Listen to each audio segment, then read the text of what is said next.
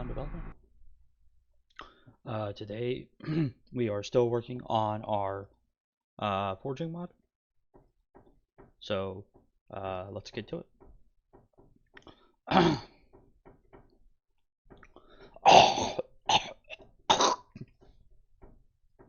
Sorry, choking up a lot of phlegm here, don't know why.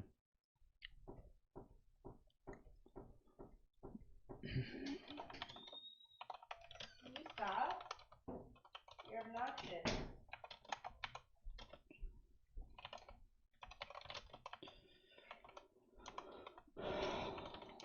What do you want to do to eat today, Ryan?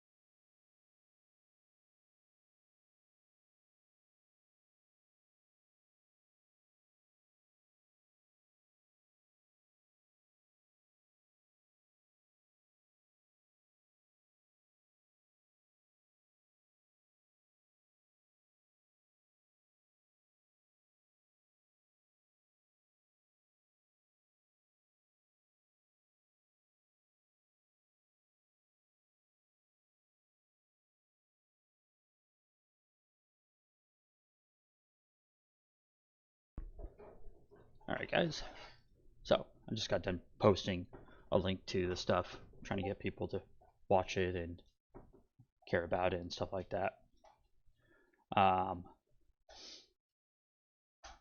Alright, so what we were working on before was the reworking of how the smithing change actions actually worked.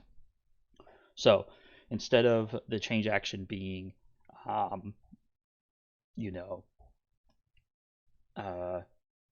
replacing the class name of the hammer in your hand, we're now adding just a variable to it. So like when you switch, the action goes from 0 to 1, from 1 to 2, and so on and so on. And then when it hits the max number it can go to, let's say it's 10, it can go to 10. When you do the switch action, when it's on 10, it will go back to 0. If and when I get, like, let's say each metal is going to be broken up into three main actions. So there's going to be actions for forging stuff out of ingots, actions for forging stuff out of bars, and actions for forging stuff out of nuggets. This is to make it so, let's say I have 10 actions for bars, 10 actions for nuggets, and 10 actions for ingots. That's 30 actions. And while that's cool, I don't want people to have to cycle through 30 different options to get to the option they want. I do plan on adding a previous smithing action to this, so you can like go from 5 to 4. But right now there's not enough actions for me to do that. So we're going to just keep it as it is. I think there's currently right now there's 5 things you can create from an ingot. There's 2 things you can create from a nugget, that being nails or wedges, and then bars. I think that you can create hinges and the dagger from the stuff. So technically, all in all, that's 4 for the bars and nuggets, and so it's like 9 actions max. But it will detect what metal is attached to the anvil, and it will show you only those options that work for that kind of material, if it's nugget, bar, or ingot.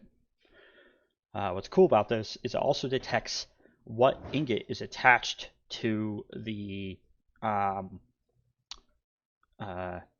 anvil. So if it's a cast iron ingot and you make an axe head, it will create a cast iron axe head. It's pretty much the same system as before, except for this one's a little bit more intuitive. So if we go up to our create, destroy ingot and create item, you can see it says create attachment, says nd_cast. So what all it's doing here is it's checking for the ingot that is attached. If it's that ingot, then it creates the item that has the creation type name here. So if you go over to tools, our creation type is the class name of the item with the nd_cast removed from it. So yeah. Honestly, looking at it though, maybe it would be easier to just make it put the full class name here, so it would always create the item I wanted to create and not have any issues. Well, either way, we'll worry about that later. What we were working on yesterday was we were working on nails. So we want it to consume the set amount of nuggets, and then we want it to do it. So what we're going to do here is we're just going to pack this up real quick. We're going to boot up the test server,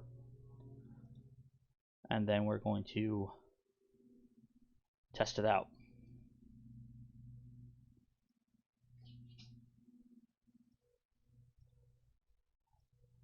Okay.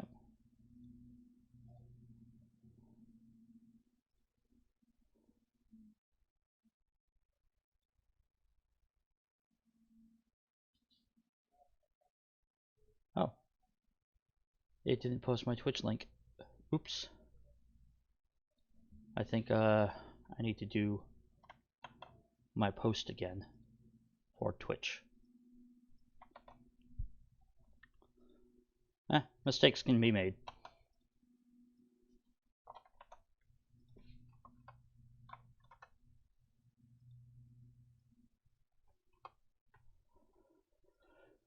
There we go. Now there's my Twitch. I'm so silly sometimes.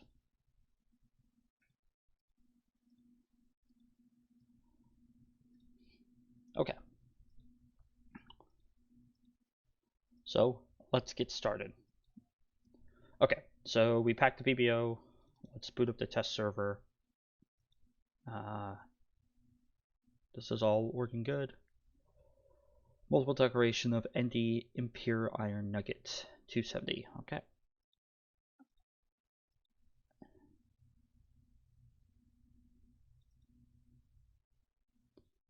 Ah, I see it right here. Yep, I made a mistake there.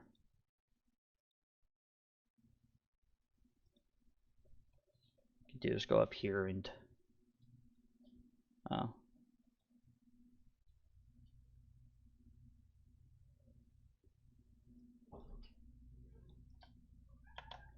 we can go like this. Boop.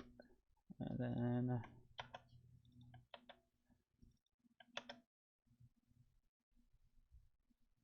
oops.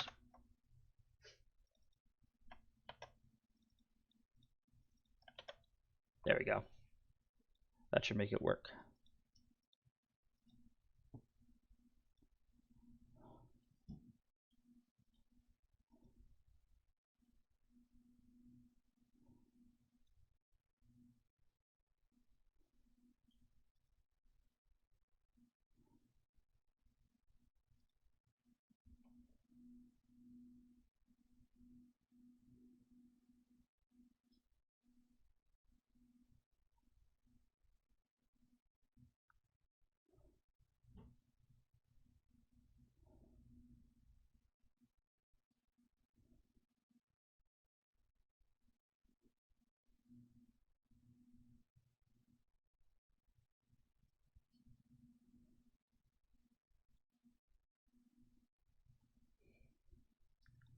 Okay, we rebuilt it. Let's try to boot it up.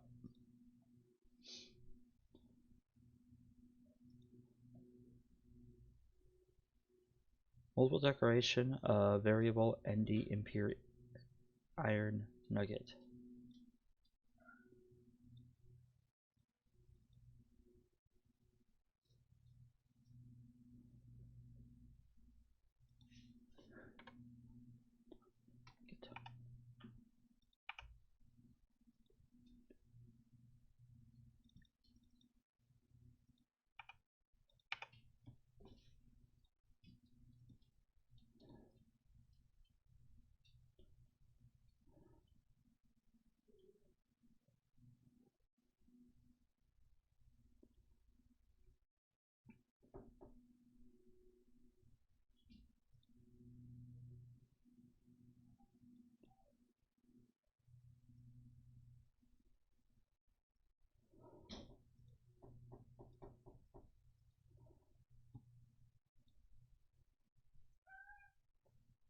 Alright, signing. What I might do here pretty quick is I might move the item base thing all the way to the very top, so I don't have to worry about playing this game. Actually, I might do that right now, actually. So, let's minus this,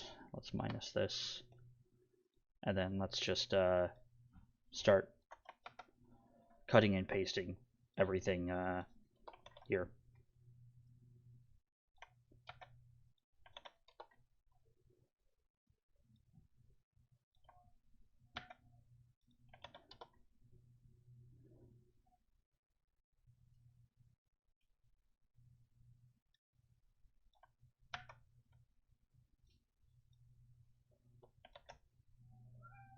So I think defining these three up here, as long as I use the same naming convention, we should be okay.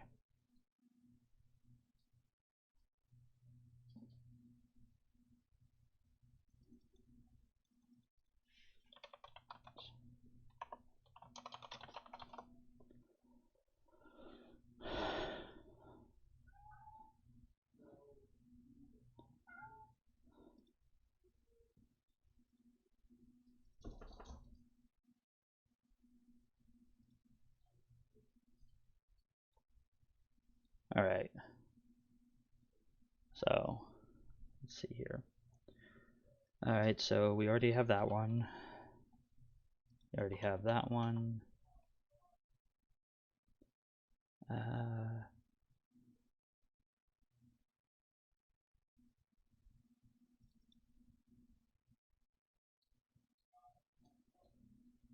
Okay. So yeah, these two can be good.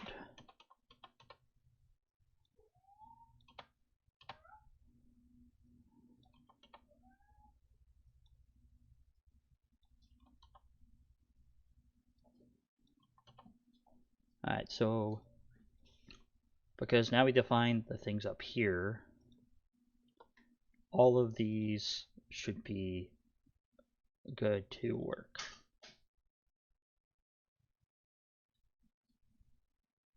I just gotta change this stuff. And change this back to that. And now we should be good. Okay, so let's go ahead and pack it. Back it, pack it, and smack it.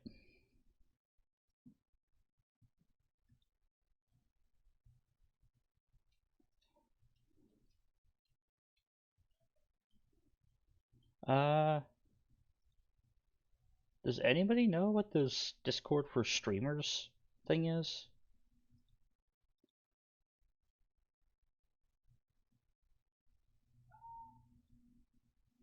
Kind of makes me wonder.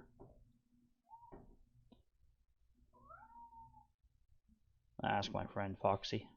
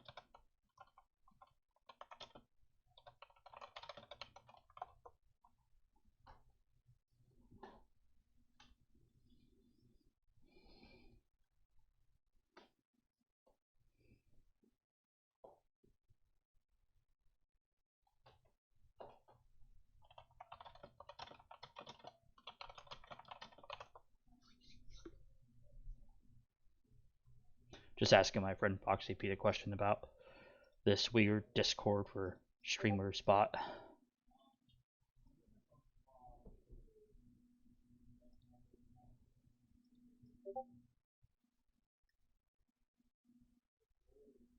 Alright.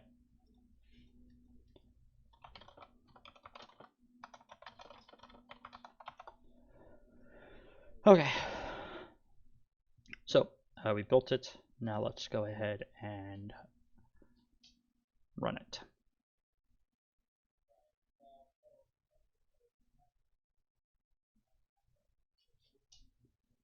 Alright, no errors so far.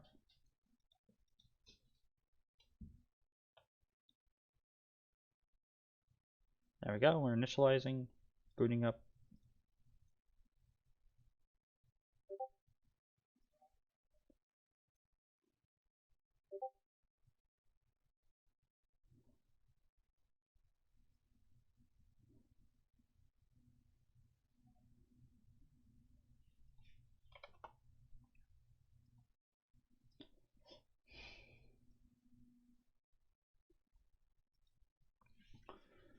Okay, it's getting good, it's getting good. I'm gonna mute real quick and pop open a thing of something to drink.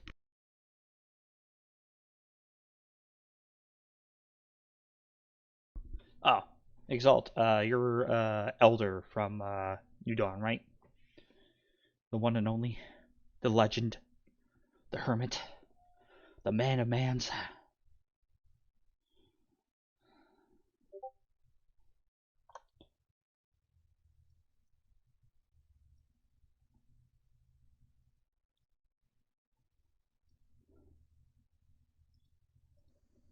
Alright.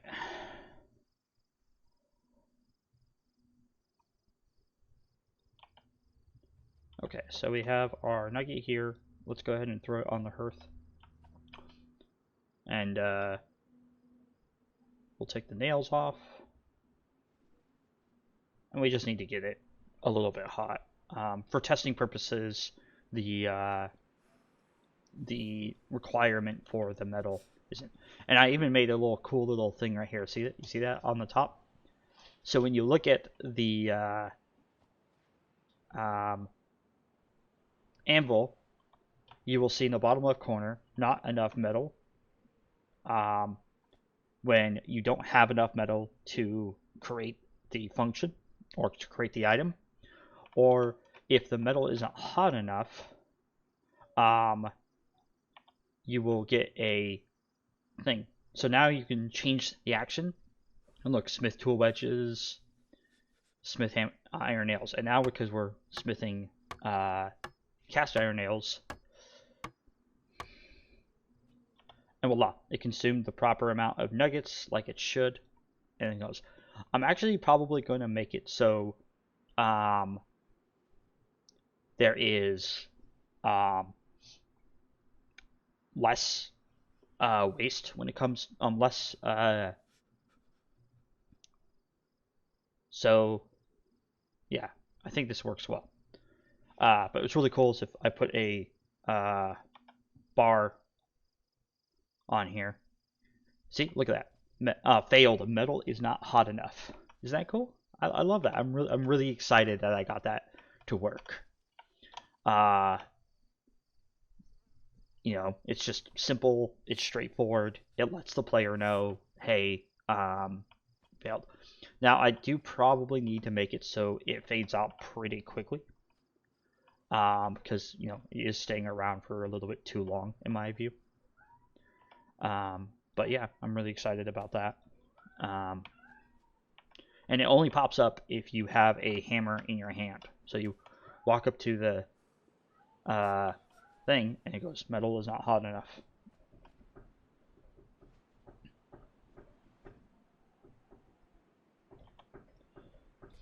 Alright.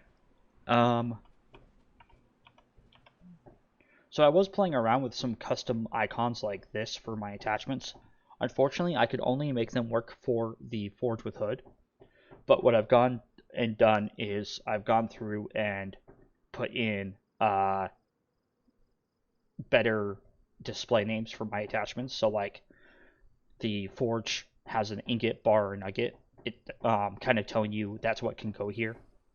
On the anvil, there is a face, which tells you it's the face of the anvil, and it says ingot, bar, or nugget for the input slot, and then it says item output.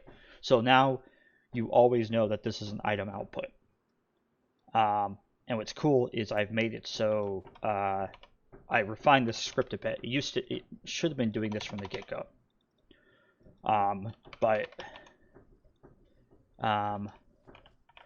now when you attach a item to it, you cannot do any actions. So I might make it so it checks if on the change action if there's anything in the output, and then have it disable the change action too. So when you look at it, it won't give you any actions. Because I've had a couple people tell me they've tried to like forge something and it wouldn't work. You know what I mean? And or it would eat their item, and that's not good. I don't want people's items to be eaten when working on this mod. So yeah, I'm really excited about that.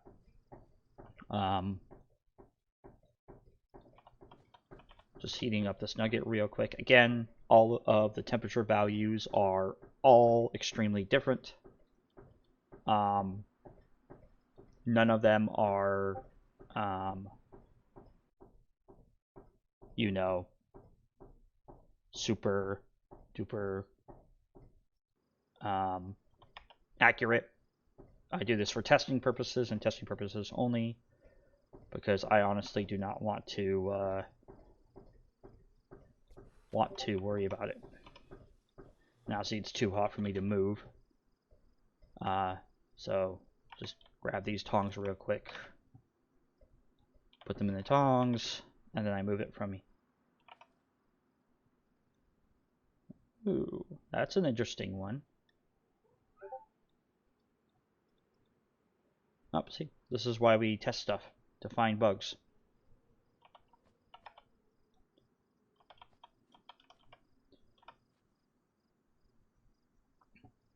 So it looks like the impure iron nugget has a issue.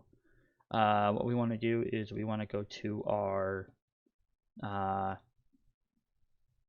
dumpgra scripts by mission, and then we want to go to ND metal, and we want to find the impure iron nugget. Impure iron nugget right here.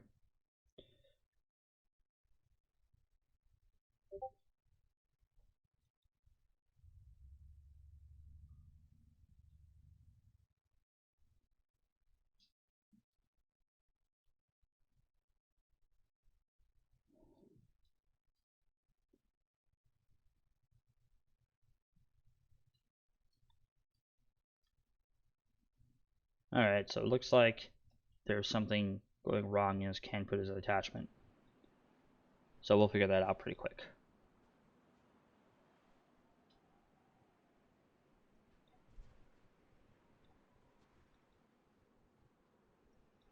Is it not losing temperature? Let's double check. It does extend off the nugget base. Oh, that's the ingot. Impure iron nugget right here.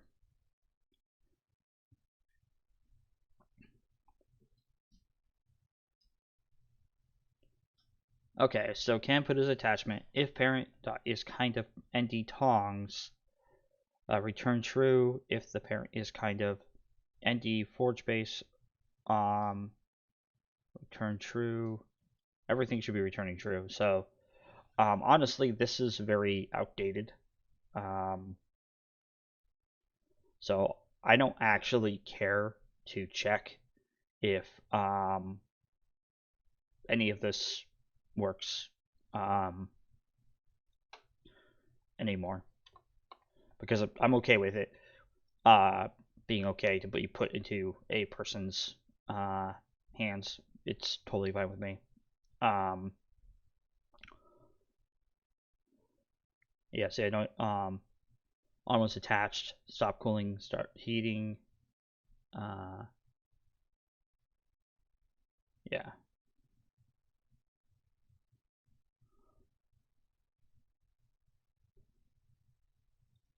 Oh, would you look at that? Yeah, so they both start heating, and then on was detached. There you go, and now it's cold. All right, so let's put that down. And then I have that to like 30, and then now it's 50. There we go. Now I can smith some impure iron nails.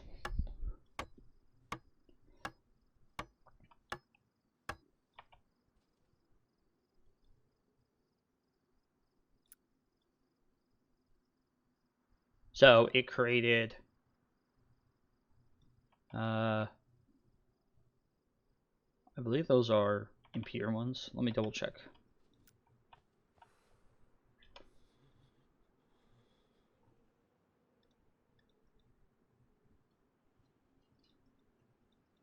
Nope, it created iron nails. Okay, so we just gotta tweak that a bit. Shouldn't be too hard. So let's go to our anvils, ND impure thing.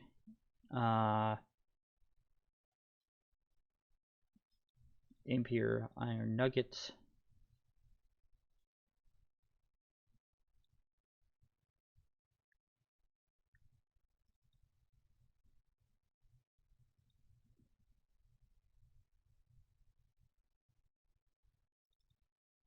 Alright, let's double check that the impure iron nails is the correct name for it. Yes, it is.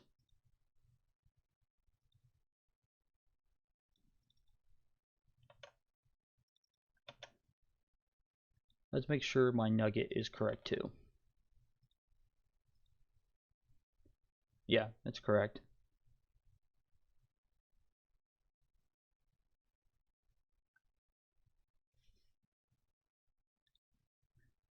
Alright, let's look at my make sure my impure iron is still technically being referenced properly.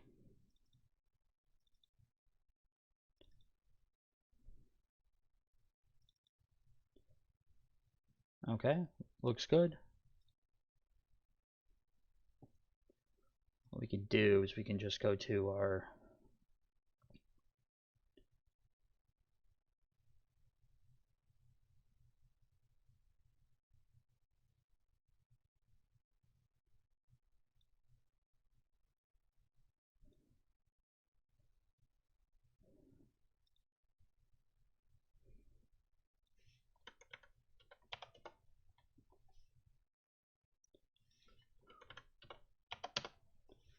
Alright, I think, I don't think it was applying the correct textures to the correct items.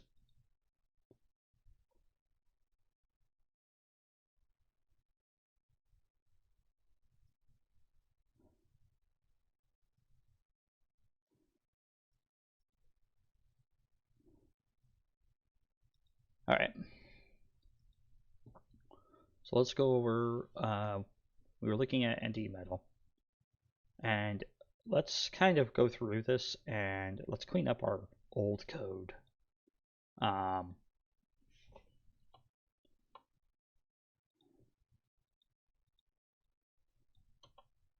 Technically, we don't care about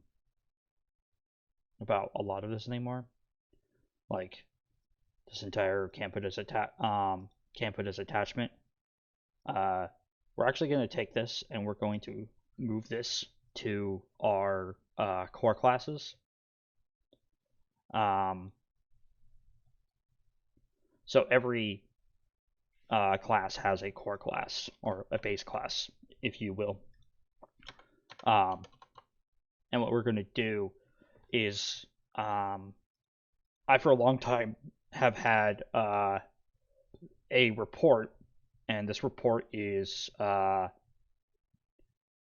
frustrating for people. What it does is the bug is people put iron a pair of tongs in their hands, and what happens is it bugs out their hands, and they have to like relog and stuff. Exalt in here, or Elder was telling me about the other day. Um, I've honestly been trying to fix this bug for a very long time, and I'm at the point now where the bug is just so hard to like figure out what's exactly going wrong and why it's bugging out the character's hands. I've come to the conclusion that the tongs are going to become a relic of the past. Instead, I'm probably going to make it so you can, just like the crucibles, you can put it in your hands with gloves. Maybe I'll make it so like there's some like thermal gloves that make it so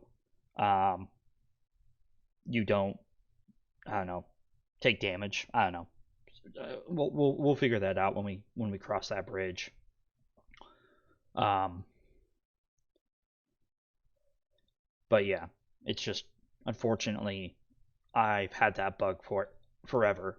I thought I fixed it when I initially pushed the mod, but then people were telling me it was happening. And unfortunately, I can't in good conscious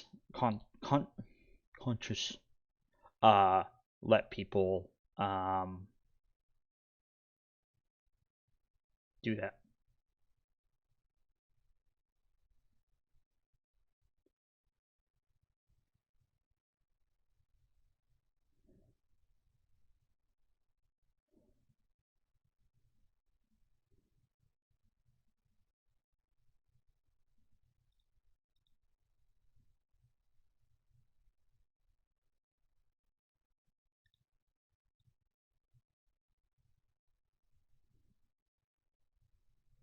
All right, this is the script we're going to be using. What it does is it checks, does your hand have gloves? If so, return return true. If below 80, return true. So yeah. So all this is doing is going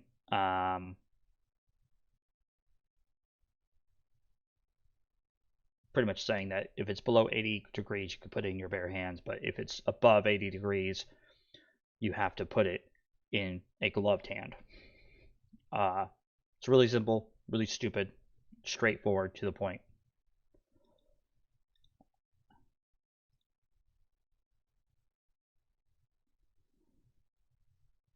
What we're going to do is we're going to actually put it into our core Molten Crucible class.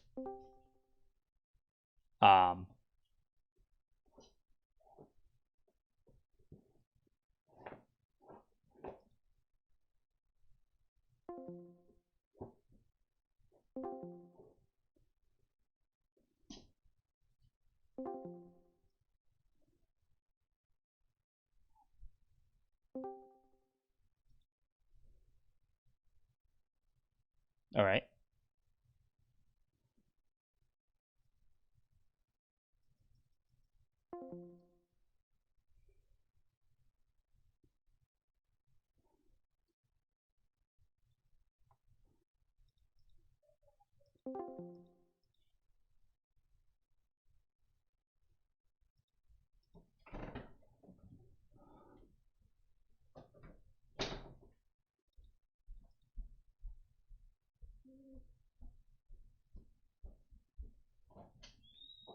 Internet message right now?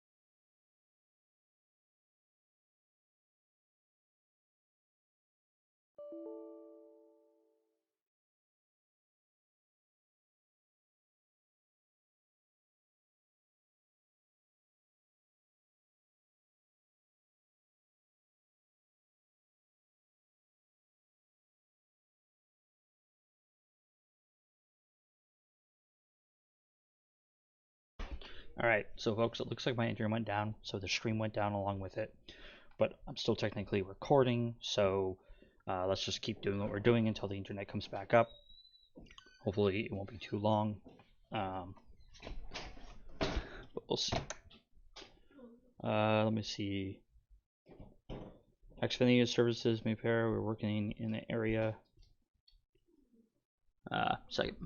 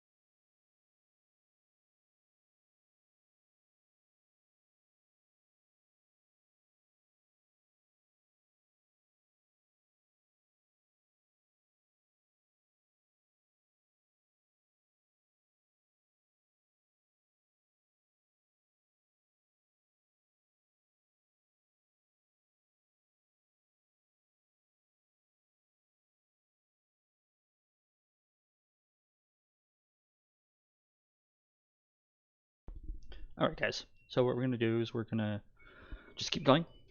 We're not going to have any issues. Hey babe, What? I'm gonna need you to fix this. Sure. I can't run a load and I need to run one more load. I need you to clean it off. Yep.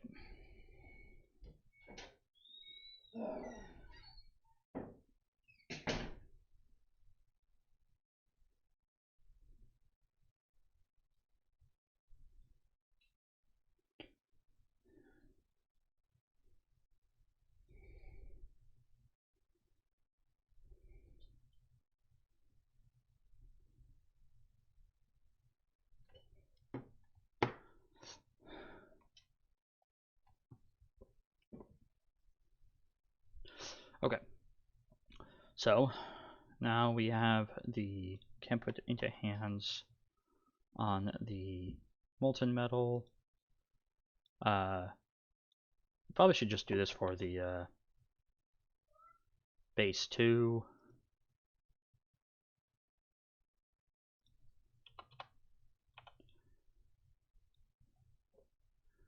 And then we should do that for the molten clay.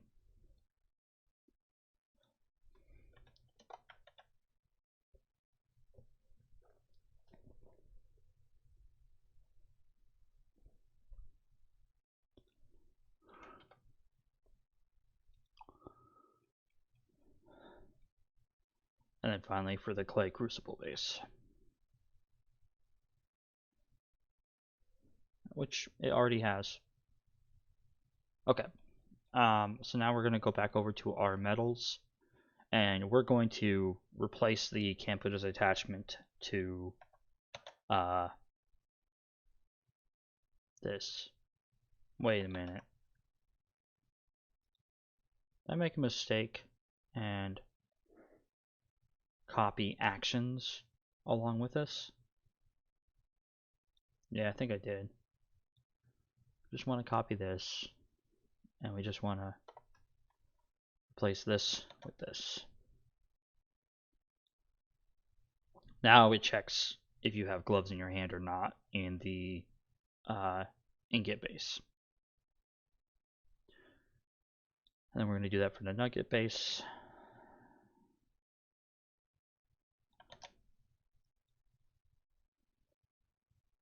Again, this is not something that I'm really happy I have to do, but unfortunately, due to my own restrictions in coding and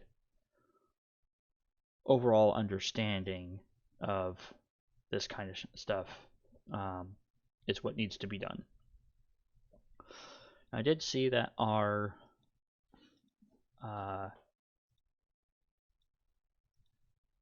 iron bar, my iron rods weren't technically showing the proper simple selections. So that could be a number of things. One of those things being a problem with the model CFG, which I believe is in here. Okay.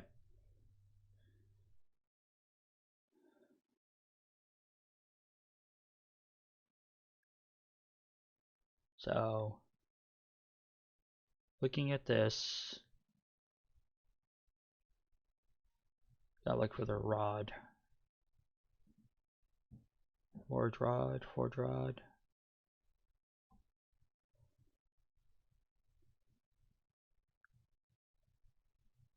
Okay, where is the iron rod located?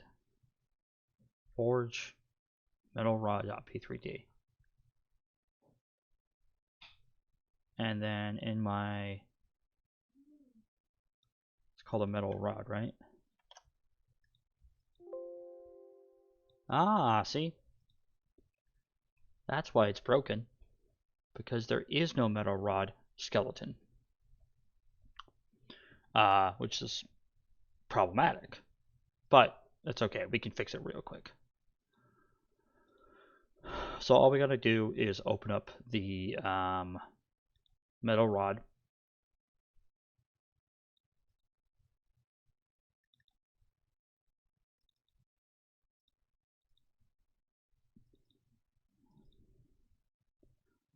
It's in the M's. Metal rod. Alright. So we now know there is 2 selections on it. We're going to call this class ND copy. I'm just going to paste this here. Underscore skeleton. And then we're going to create this. Then we're just going to copy this real quick and paste this in here. And boop, boop, boop. And then boop. And then we're just going to name these the components for the selections, which you have a hand model and you have a ground model. And we're going to click save. And then we're going to go down to here and we're going to go class, and we're going to call this what the metal rod model name is and not the class name. Very important to remember that, okay? Then we're going to copy this, enter, paste, and then we're going to put the skeleton name here, and then we're going to essentially just copy and paste these in here. Now what should happen is in our config we designate the selections as well as we designate the hidden texture selections, which we really don't care about. Let me double check my that the thing's properly working, the ReVamp.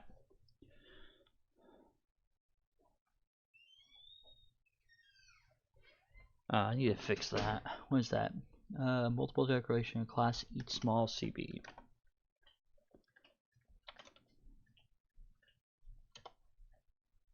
I just gotta find out technically where that is. Oh yeah, I don't have a Gaiazo thing. Action eat small, so it's just action eat small CB.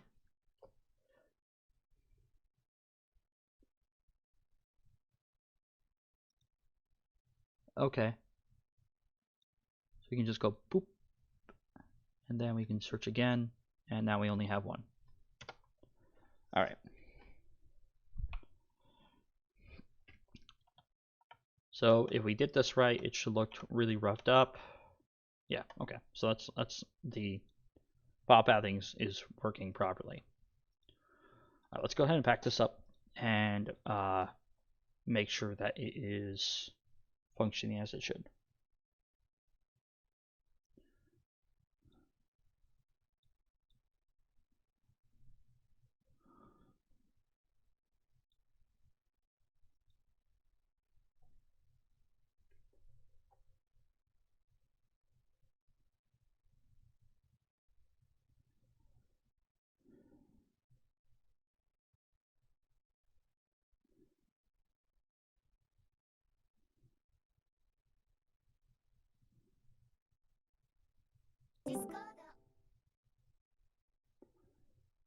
Internet's back.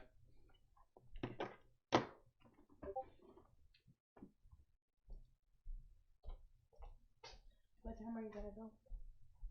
10 or 11. Okay, don't make it later than 11, okay? Okay.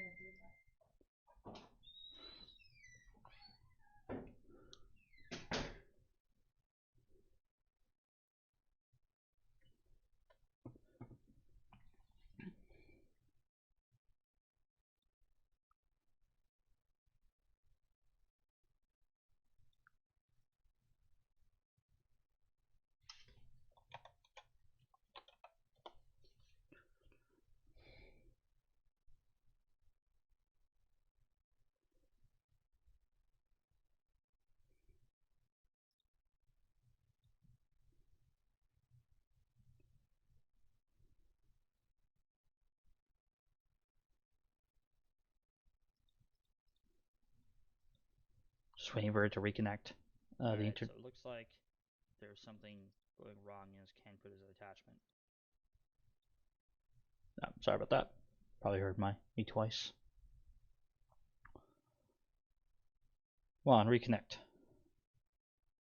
Reconnecting, reconnecting.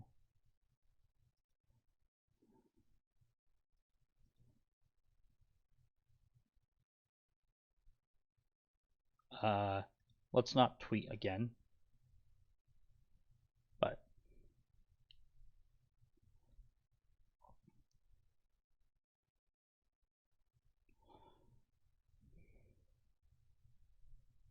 alright guys, I'm back. Let me know people in Discord.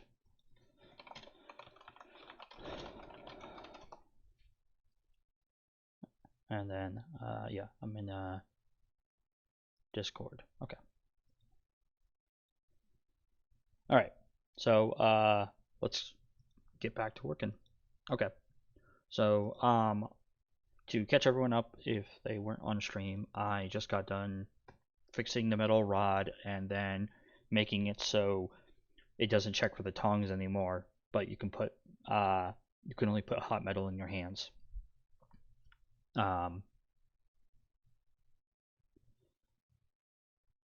What I might do is I might do a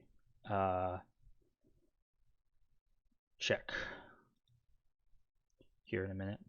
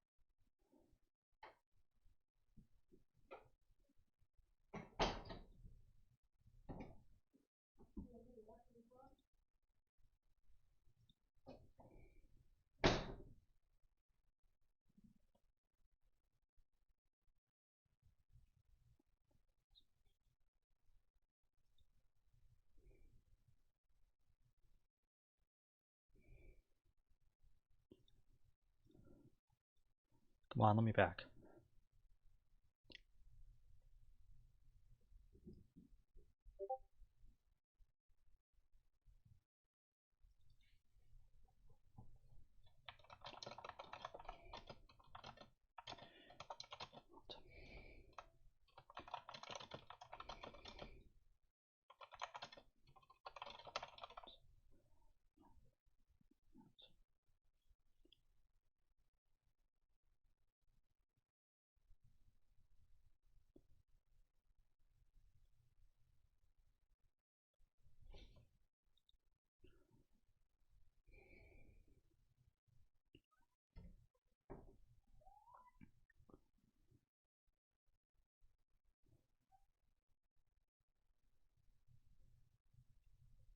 Okay, it packed. Let's boot it up.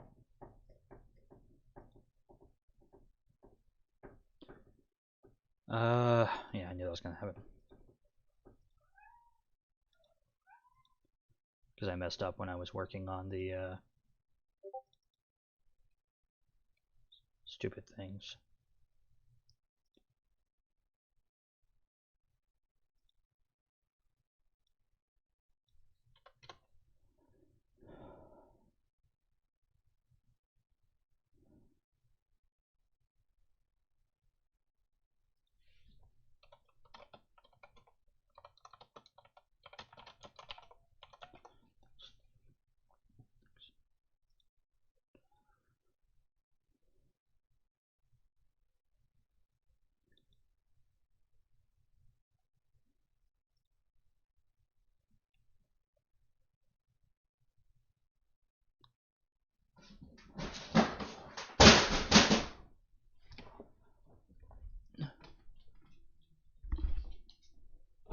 Can't.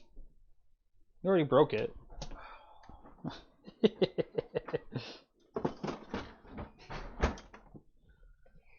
even know how that's possible.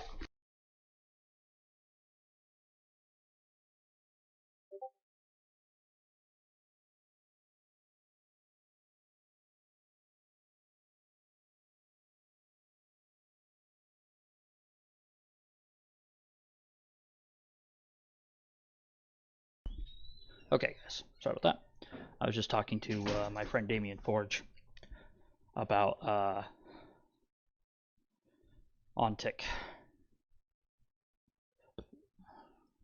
So, just trying to master that.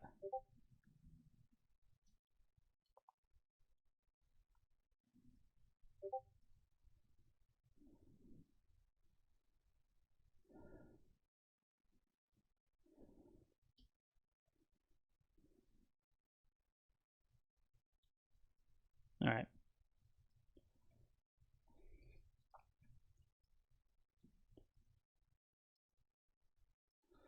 So I've decided that I'm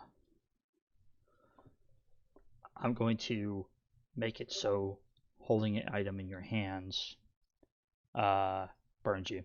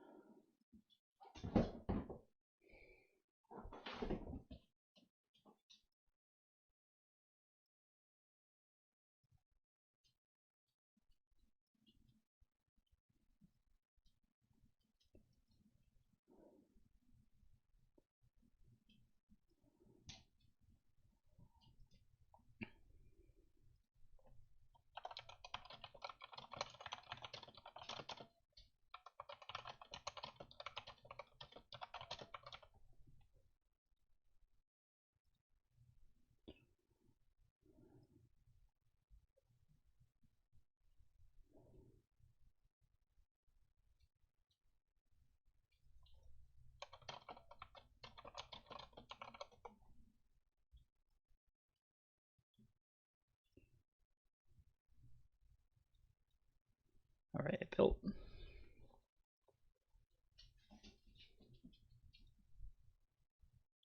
Multiple corrections can put into hands ND metal 428. Okay.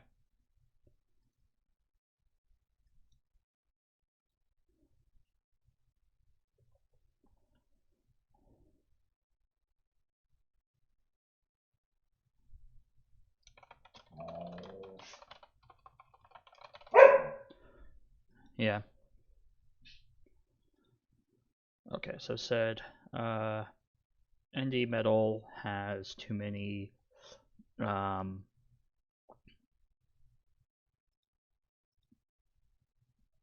enhance. So the ingot base is fine.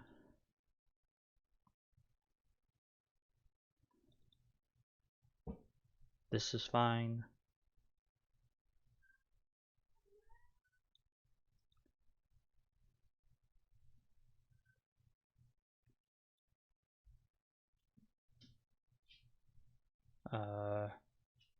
Should just remove this.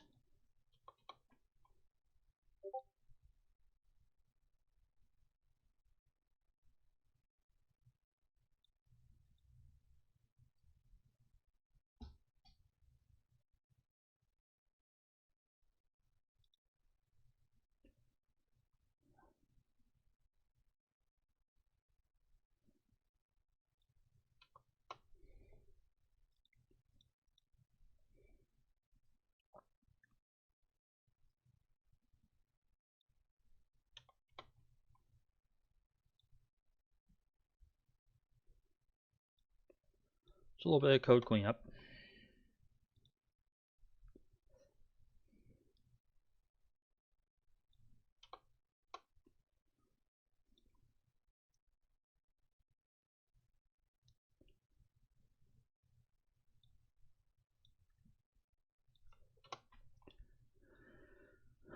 Okay, so let's go to the very top and see if we can find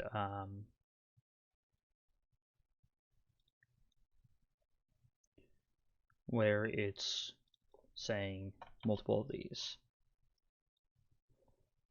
Ah, here we go. Impure iron bar. There we go. Delete that. Can put in hands, can put in hands, can put in hands. Okay, it looks like we finished it all.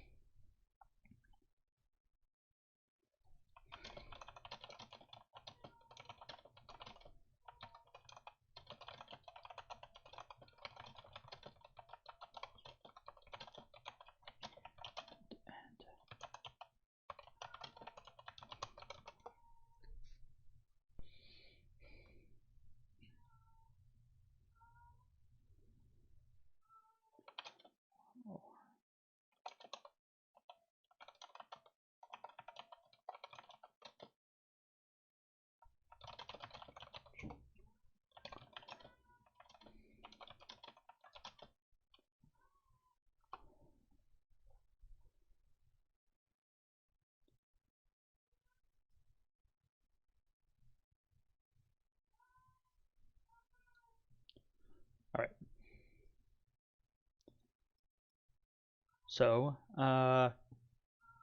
okay, so we now have removed the restrictions on the tongs, and we now have put the restrictions for having to wear gloves if it's above a certain temperature. Mind you, this isn't like the most ideal situation in my view, but at the end of the day, it is what will work. Because the tong's just been broken, like I said before, for so long, and I can't fix them. I've tried everything I know of to fix them. So we're just going to actually scrap the idea of using tongs. And what I might, what I probably am going to do is I'm going to make any metal above a certain temperature burn you, and then including that, I'll do it like a simple retexture of a pair of gloves, and I'll have it call a new class, right? But if you're, we'll call them thermal gloves or something. Maybe I'll retexture the NPC gloves and like make them look like some welding gloves. Because I think that'd be kind of cool.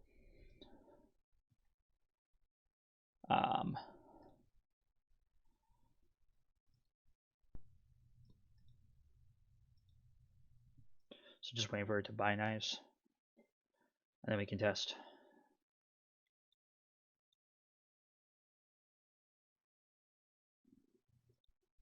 You know, I was really curious here, and I wasn't thinking about this before, but maybe I should think about it now.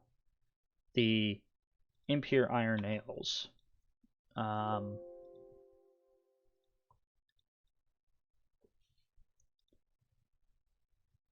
What is the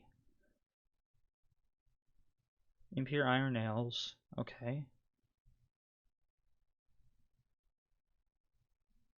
It's ND impure iron nails. Okay, and this is ND creation type. Okay, how are all of the nails named? Cast. Okay, so we can go like this. We can go copy, and we can just paste this in here, and then we can paste this in here, and then we can paste the iron nails here, and then we can go over to our tool really quick and double check the see, that's why it was doing it, because technically I told it to do iron nails, not nails. So every time I did a smithing action, it was creating the iron nails. So it didn't matter what I smithed, it was just creating the thing. Okay. So now we got that fixed. Let us look at. So, honesty, what do you guys think? Do you guys think that someone should be able to make a slew of nails, like for the cast iron ingot, it makes 2 out of 20. Now I know that's 1 for 10 nuggets, or 0.5 for 5 nuggets, but I didn't want cast iron nail because the nails are a 1-to-1 ratio technically. So, you know, one cast iron nail is equal to 1 vanilla nail. Should it be that instead of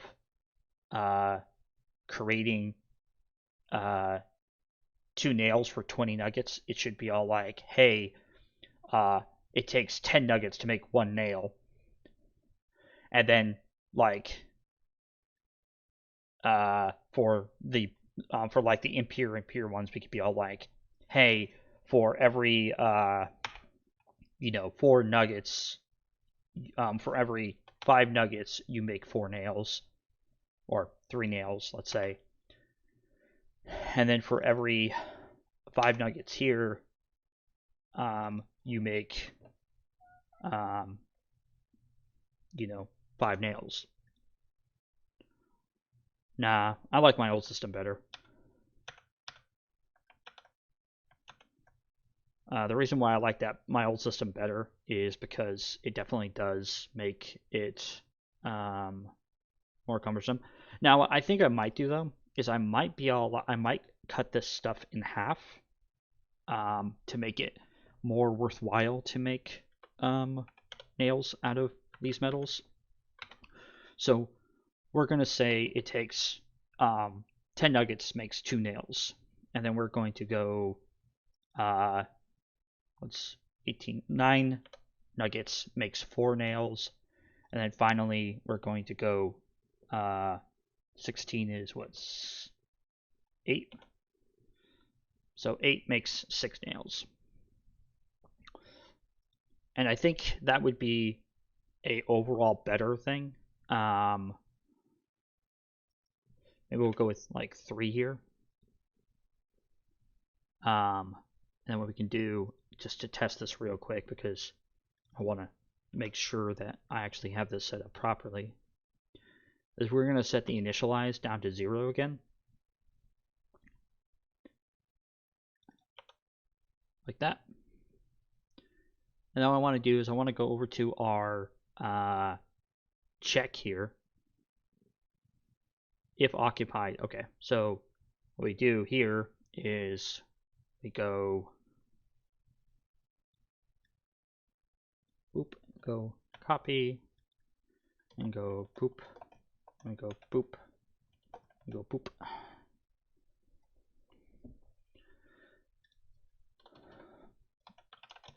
So what I'm doing here is I am going to be making a else if check, but the else if check will be checking for the nails.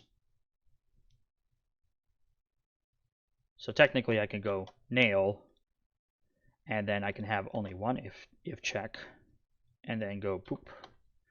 And if I have that return 0, what this will do is it will allow somebody who has the nails attached to the anvil to do multiple forging actions at once. They won't have to tab and open up the anvil and move the nails. They can just forge multiple nails because I have add quantity instead.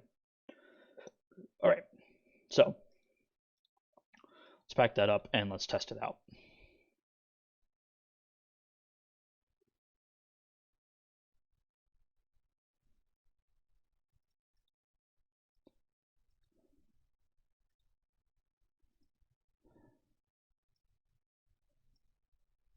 I hope this is fun to watch for people. I mean, obviously, I know it's not the most fun thing to watch.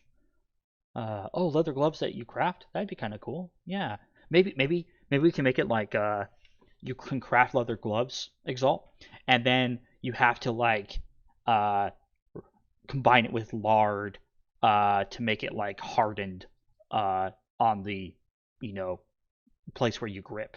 So you have like a kind of like a crusty hardened leather glove to hold it, because that's how you like make hard leather, is you apply wax or water to it and you boil it, or you soak it in the wax or boil it in the wax to make it a hard, strong leather. So if you were to take lard and rub it all over the inside of your gloves, it would over time harden into like a strong, layer on the thing. Or I can make it so you can take leather gloves plus more pieces of leather to create a padded leather glove. So there could be two types of gloves.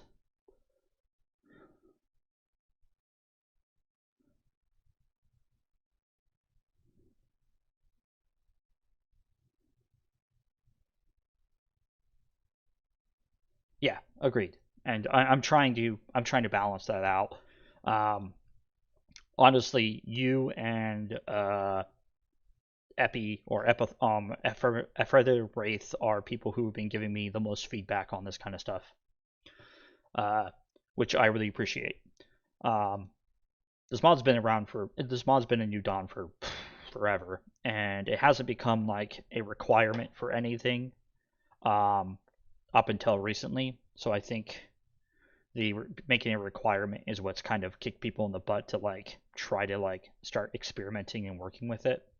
And I've been getting a lot of good feedback, so I'm really happy about it. And as you can see, I'm working really hard to improve everything I can. But there are always hiccups.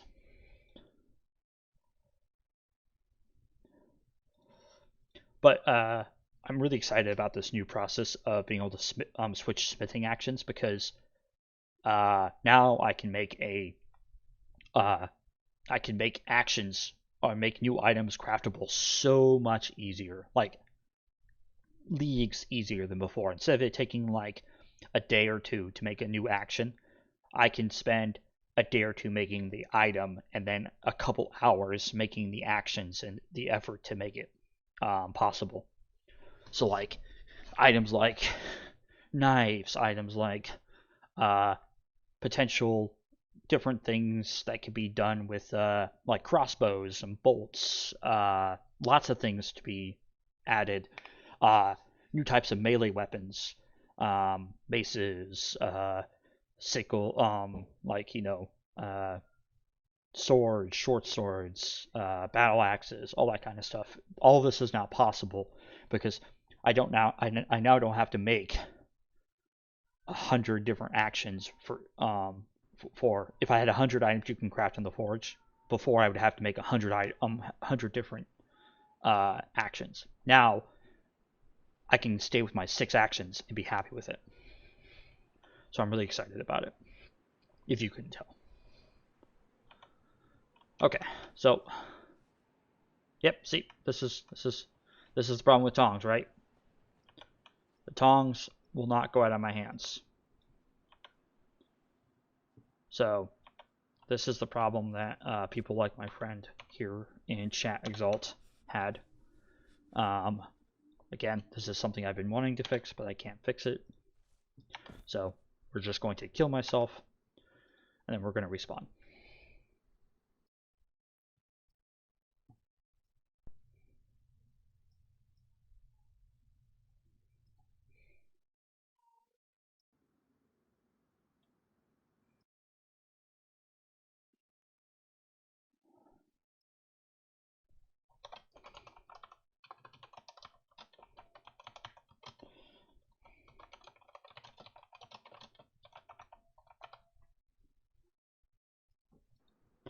Okay.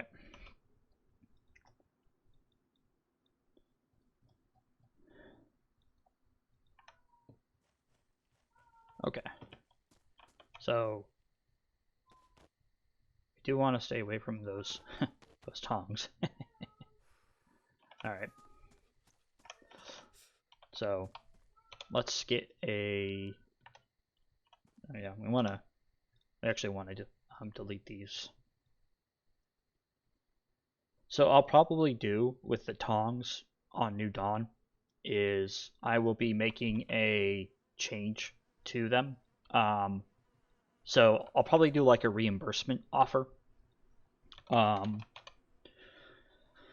all like, hey folks, if you have tongs that were made, I would be happy to reimburse you the ingot it took to create those tongs and take those tongs off of you. I think that's the way we'll go about it. Because making a ingot is definitely very frustrating. Not very frustrating, but making ingot is definitely a chore. How about that? All right. So, boop. Take the hammer. Smith iron nails. Boop, boop, boop, boop.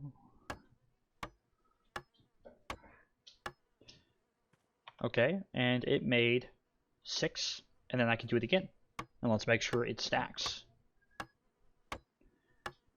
Should go up to 12 now. Okay, it did not go up to 12. Okay, so I might just keep it so it doesn't allow you to smith.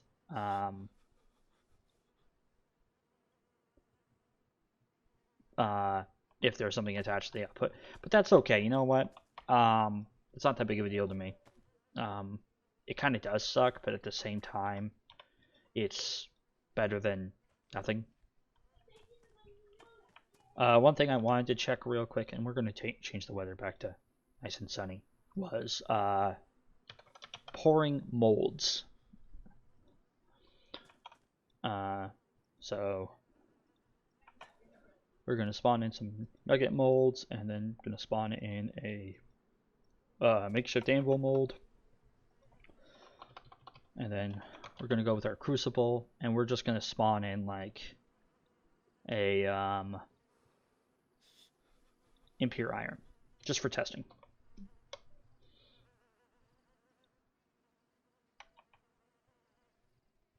Oh, I forgot gloves. Crap.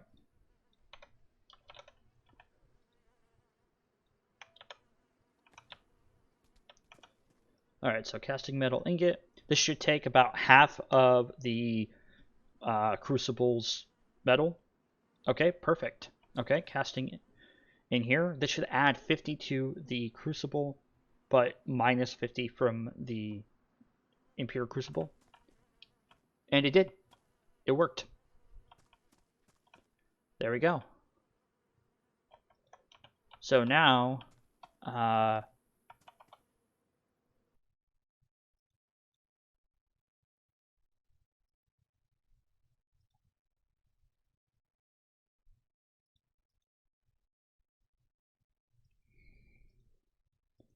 hate people who do that. Okay, so now that we know we can make a impure ingot and the anvil is filled, we don't need to worry about the anvil right now. We just have to test the other casting other metals. Next one would be molten iron, cast iron, or pig iron as it's called. Alright, I have my glove. Cast a iron nut ingot. Okay, looks good. Cast a bar.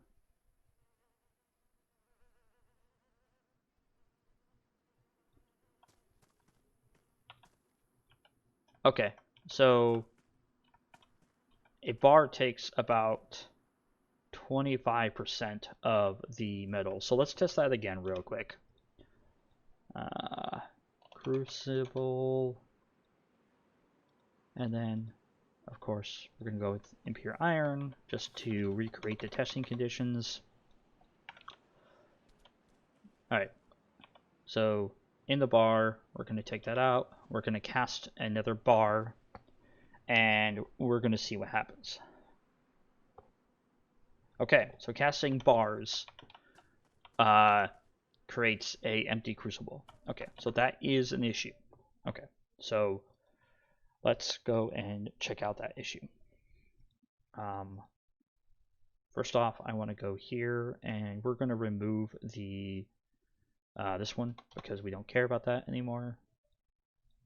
All right, in our simple smelter, we got to look at our base classes.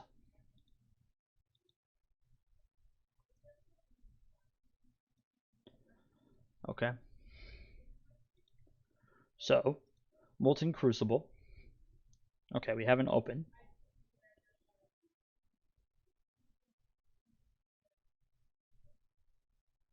Okay.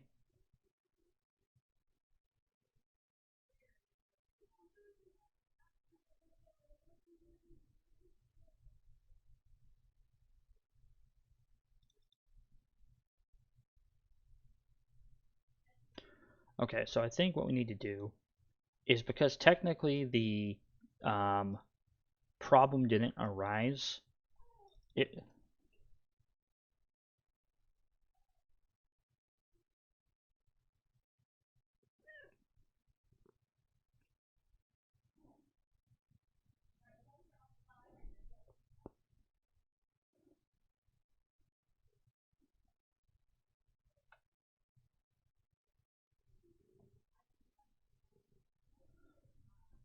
takes 2.5 to 3 rolls of duct tape to repair a pickaxe, the same to mine coal and iron.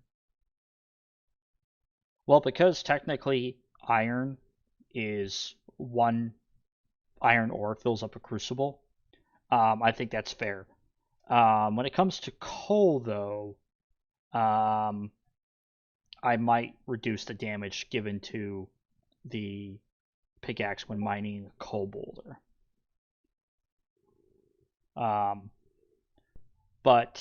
And then the mining of clay to be done with a shovel or a pickaxe, and I know that's a player's choice. I can tone it down a little bit, yeah, but 80 lumps of clay is fair enough. Because you're like digging through rock and stone and stuff like that. But I can take another look at that kind of stuff and see how I can balance it. Alright, so now we're going to go to the action fill molds. What we want to do is we want to so we don't want an empty crucible in hands. The fill ingot is good. So I think the problem happening here is, yeah, so it's just this is happening. That was the problem.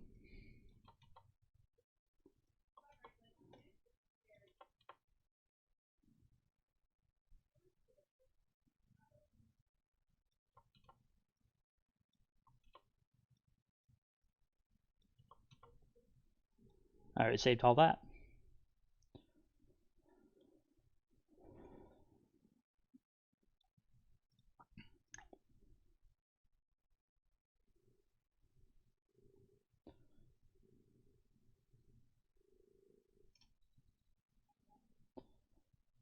Also, another thing to consider when talking about the amount of time it takes to mine clay or get coal or iron is that pickaxes and shovels are forgeable by the player.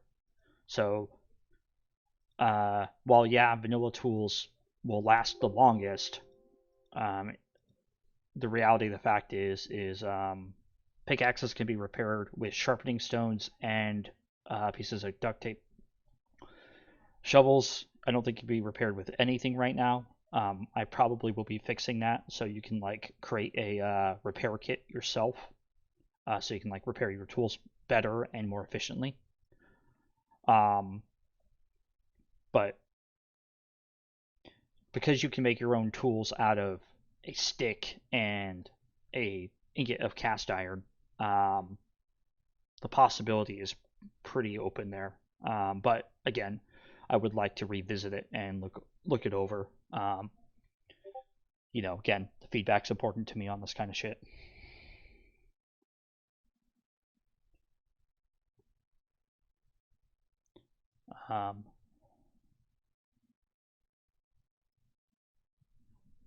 But yeah, so we'll take a look at that in a quick second.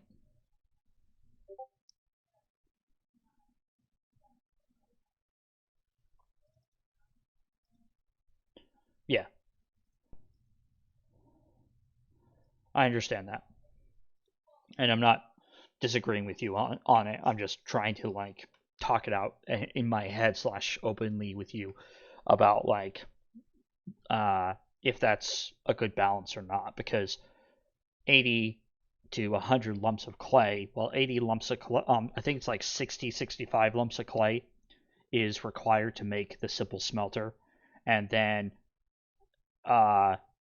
it's plant material plus clay to make the molds. And I believe you can make an ingot mold, a bar mold, or no, yeah, you can make an ingot mold pretty easily with the leftover clay. Then it's about so the true process of the blacksmithing mod is finding clay, finding iron and coal, then making your smelter, and then making a makeshift anvil mold.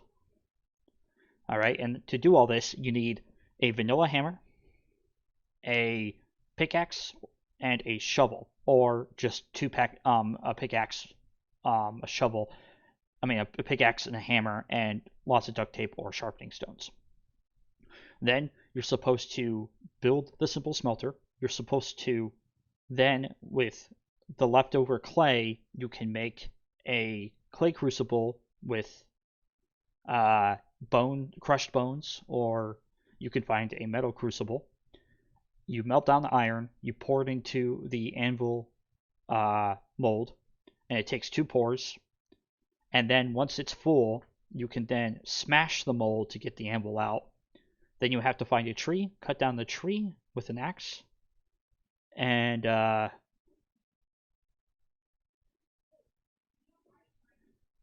then you cut down a tree with an axe, you get a stump.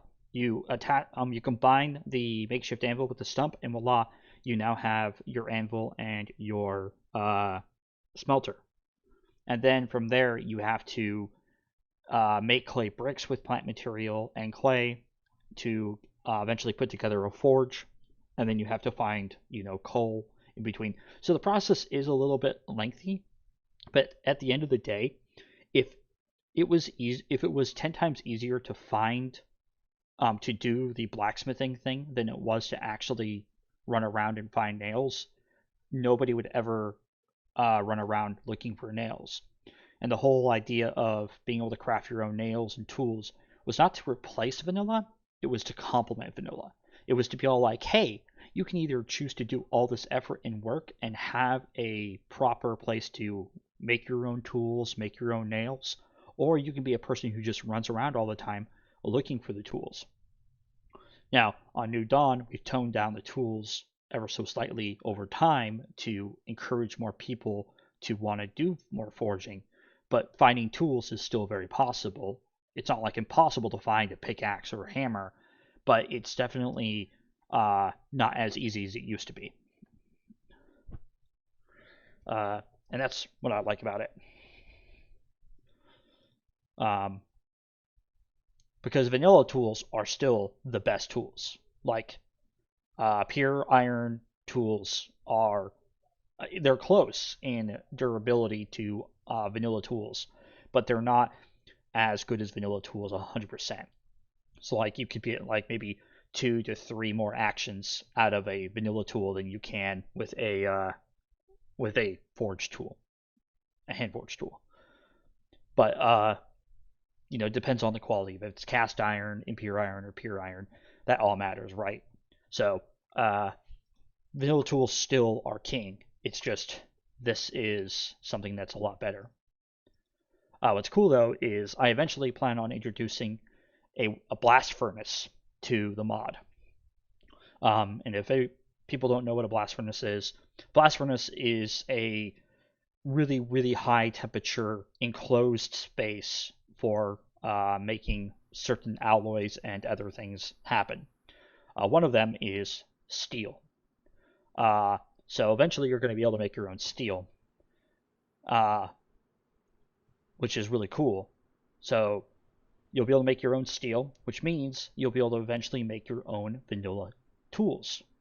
I'm not going to go through the process of modeling a new, vanilla tool or whatever, because that kind of would be frustrating. But there will be handles, that kind of stuff, like much like how you make the pure iron and impure iron tools. So we're just cleaning up a little bit, and then we're going to test some stuff. My iron rod thing looks like it's working well. Let's test it. Nice. Although it should be on the ground and not under the ground. I'll figure that. I'll fix that in a minute. All right.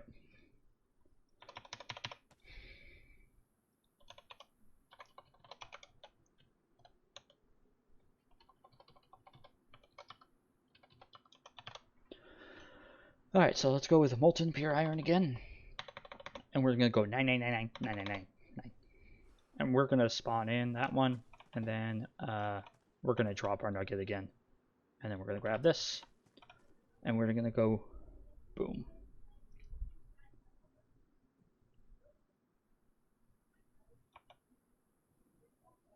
Okay, 2 impure iron nuggets. Let's cast a metal ingot.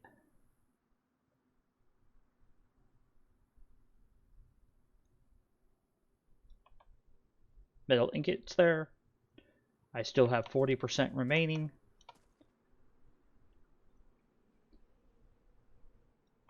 All right, my crucible became too cold, so let's heat it up real quick. I also am probably going to lower the how fast crucibles cool down, because I want people to have the opportunity to be able to, you know, cast stuff.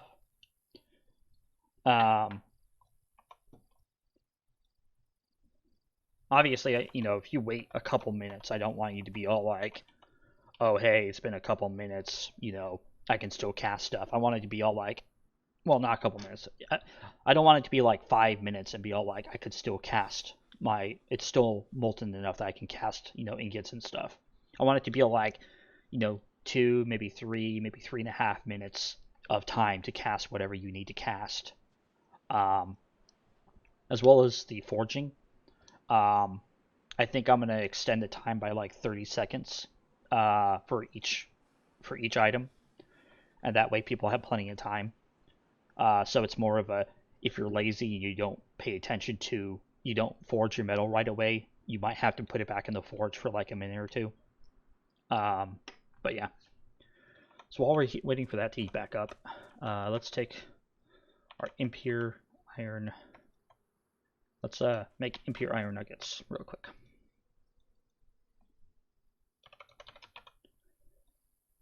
And then let's make cast iron.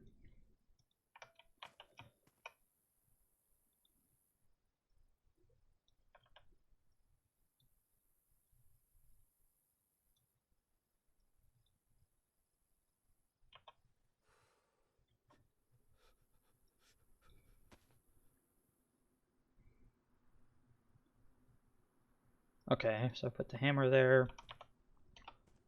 Wait for it to get above. Okay, so it's 100 Celsius. And I cannot put it in my hands. Put it on the face, but I can't put it in my hands. Okay. So why is that? Let's go to our metals.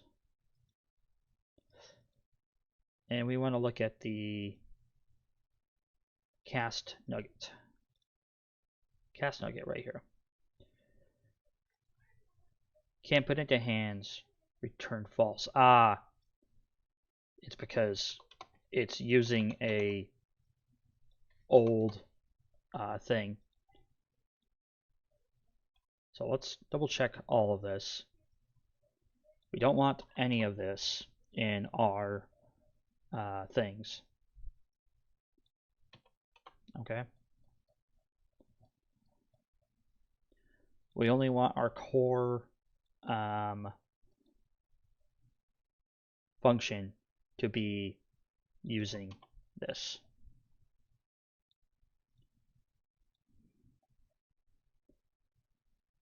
See, problematic.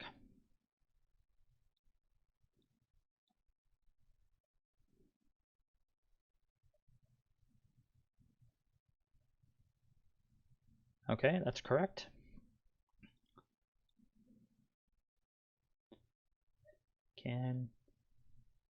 That's correct. And then the ingot bases should all be correct. Alright. I fixed it so the metal does start to glow when it is technically hot enough.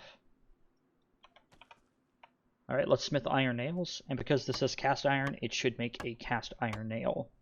So let's see if it does. And it did not, but it consumed the nuggets. So let's go take a look at that real quick.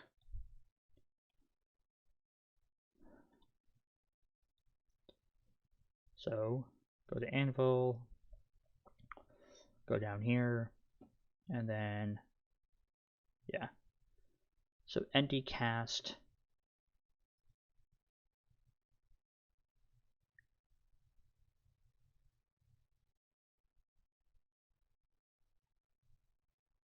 Okay, okay. So what we need to do here is we need to go here and we need to put copy, go back to our tools, and we need to put this there. And then for our pure one, we just go like this. And that should fix that issue. Okay.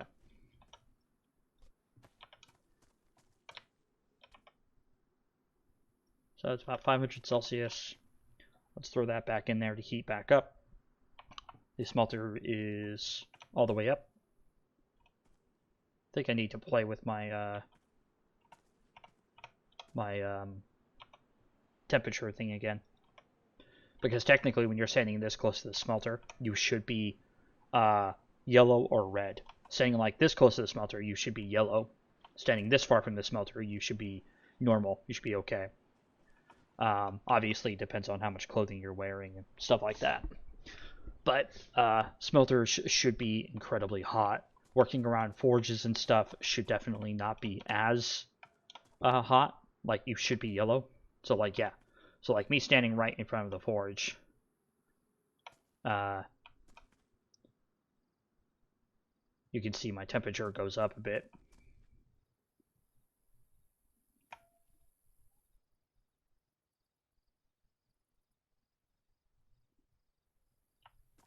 Yes and no, Elder.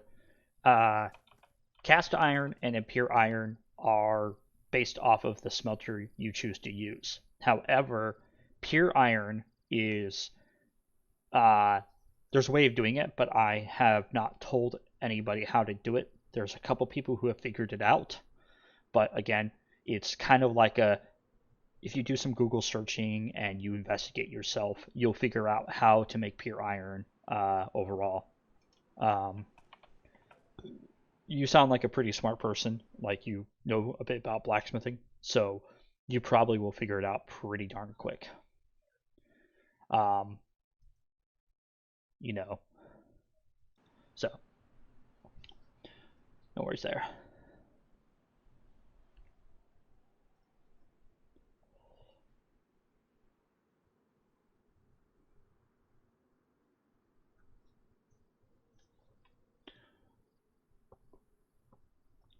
Alright, now I have decided that what I'm going to do here is with any normal glove, moving anything above, I'm going to say 120 Celsius, will burn you with normal gloves.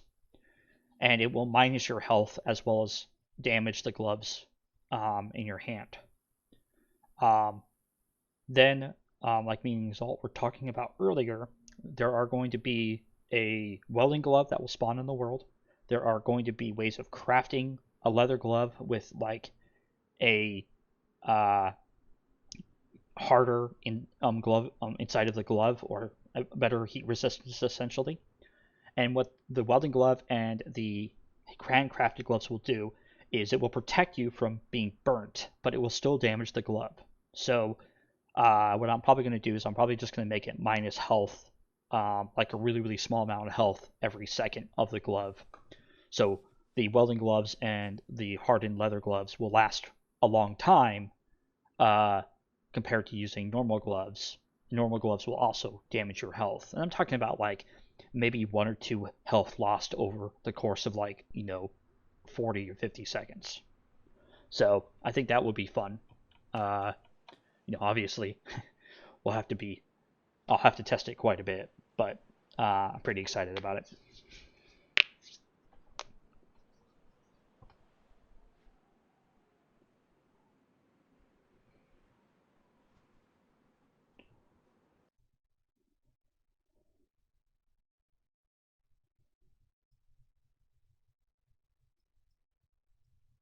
Sorry, just checking something real quick.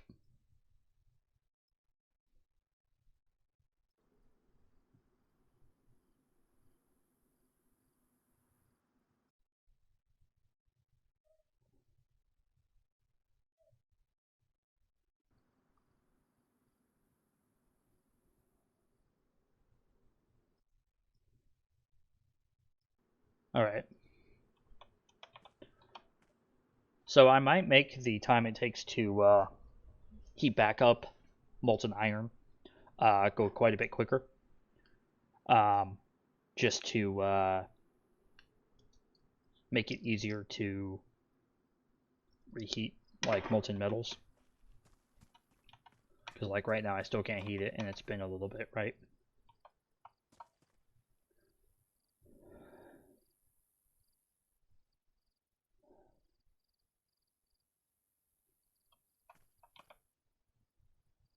There you go, 500. The sun's starting to come through my screen. I'm having a hard time seeing now. I still find that so cool. Fun fact, if people did not know this already, a nugget heats up the fastest and cools down the fastest. A bar heats up the second fastest and cools down the second fastest. And an ingot heats up the slowest and cools down the slowest. This is because of how hot, how big the metal is technically. There we go. Cast a bar.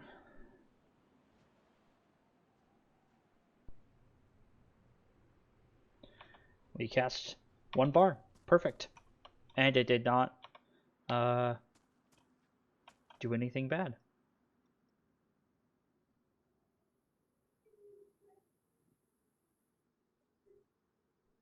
I definitely should not be able to cast a ingot with that little of metal. And now what you have to do now is you have to go over here and dump your metal doing this instead. Before I was trying to be smart and intuitive and make it so when your molten metal reached 0 or 1, it would do this. It would turn into an empty crucible. Unfortunately, that's been backfiring in my face, as you well know, Elder. So we're gonna go there, and we're gonna check our pour action, our action fill molds, because technically we need to make sure that our molten metal is a certain quantity.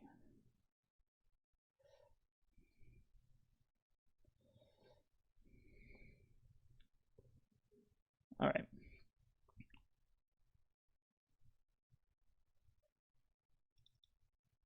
So what we need to do now is we just need to add the crucible get quantity to this. So oops.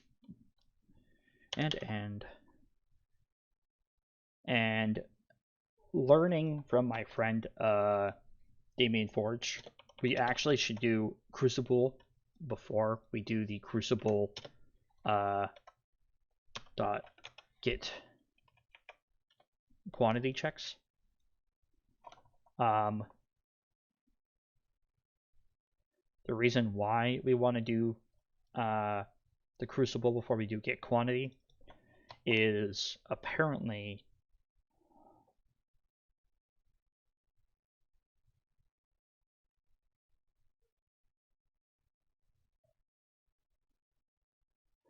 yeah, definitely. I've always been interested in making it so you could create some gear to make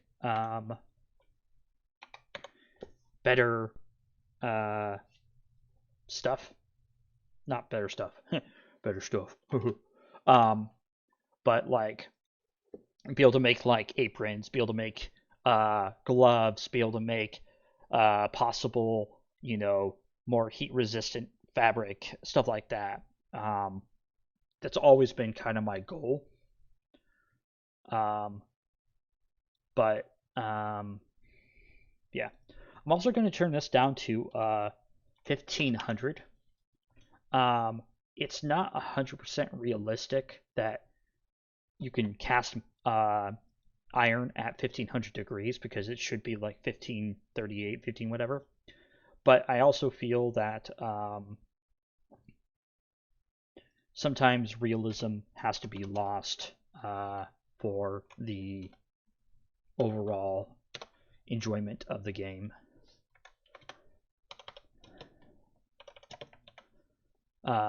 Because it's just not fair to have the max temperature be 1600, because 1600 is technically when metal starts to spark and starts to be eaten away by the heat. Technically, I could make a way for it to like reduce the amount of quantity if you go too hot, but at the same time, it is a video game, so maybe I won't do that. But I think that'd be kind of funny, right?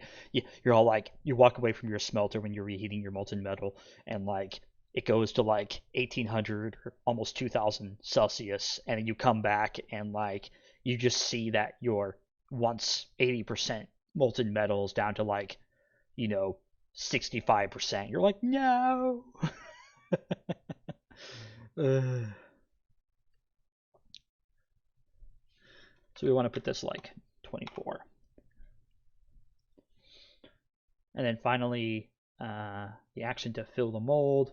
We're going to do pretty much the same stuff again. Crucible.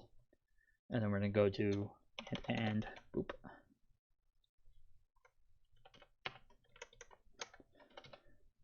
I don't know how many times when I was a blacksmithing, and I had my blacksmith shop, that I would be an idiot, because I was a kid. I was, I was loving the idea of being a blacksmith. Ooh, powerful, me, blacksmith. Ooh, ooh, ooh. And I really enjoyed it, don't get me wrong. But I also made mistakes when it came to that kind of stuff. And when I say mistakes, I mean like I overall burnt up a lot of metal because I wasn't paying attention to the heat of the metal, which caused, a lot of issues. One thing I wanted to do was I wanted to go to my testing actions and then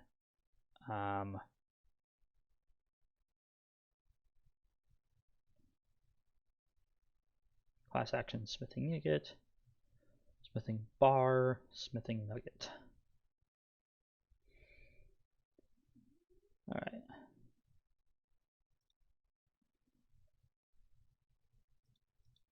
So in here, what we're going to do is we're going to add in our check for the anvil is occupied. Because technically, when the anvil is occupied, you can't see what you need to, what you can't see what you change to. You can't change this step.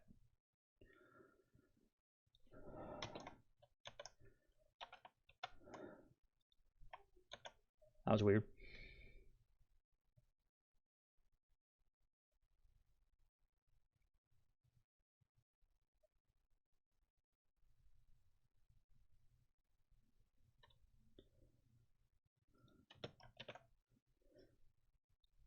Okay, now what will happen is if the output slot is not occupied, you will be able to change your action and such. But if it is occupied, you won't be able to switch your action or forge. This is just to make it so people don't get frustrated or annoyed or anything. Also, let's go to our molten crucibles, and like we were talking about here, let's make the heating go up a bit. So let's go to like 20.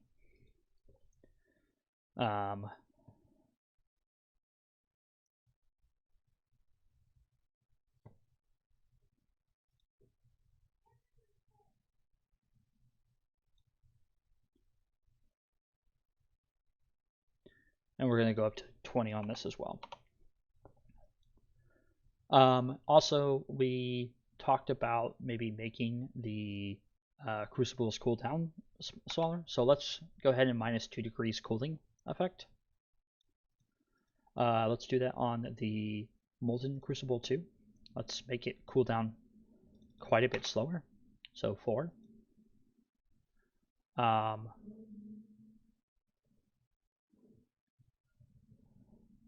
And this is, so every 5 seconds it cools down.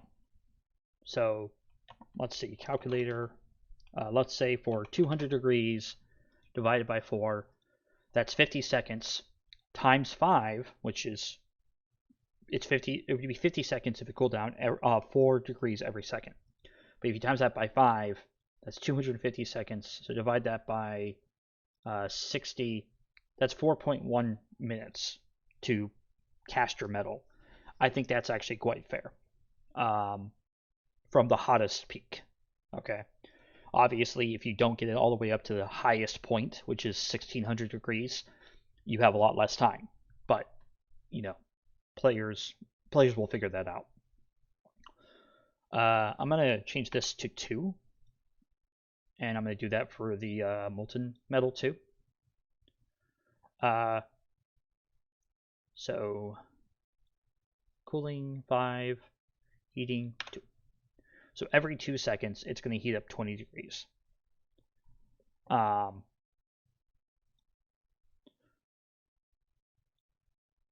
So we go with our calculator again and go 1600 divided by 20.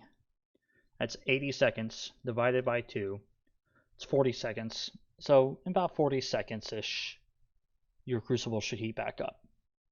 Now, honestly, that should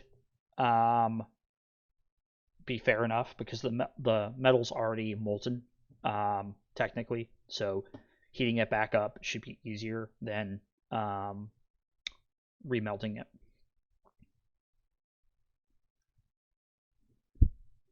See, here's where we get problems here.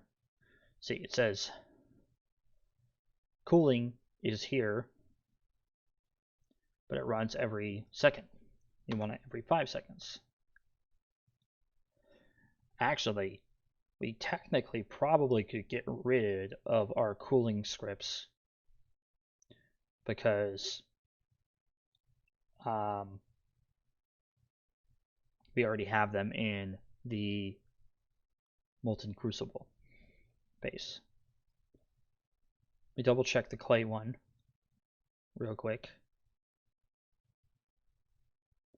Yeah, we already have it in the clay one, so we don't need it anywhere else because we already inherit off of that.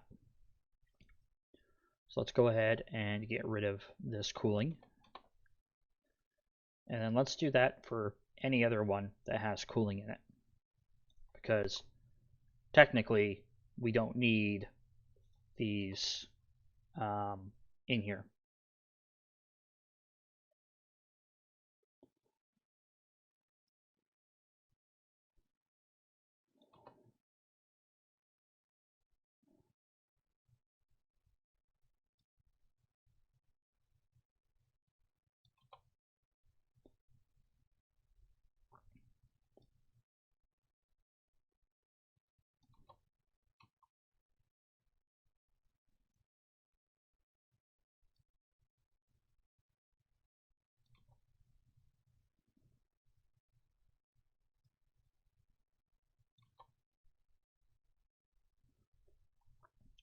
Okay, so I think all those changes will help.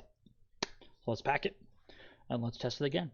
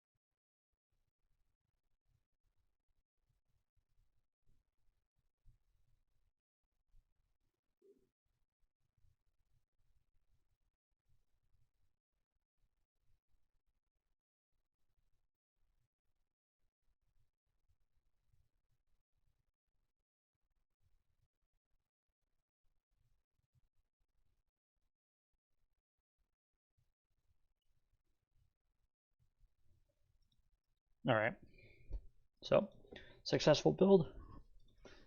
Let's boot up the server and let's test it. All right, broken expression, action filled molds, missing semicolon, 363.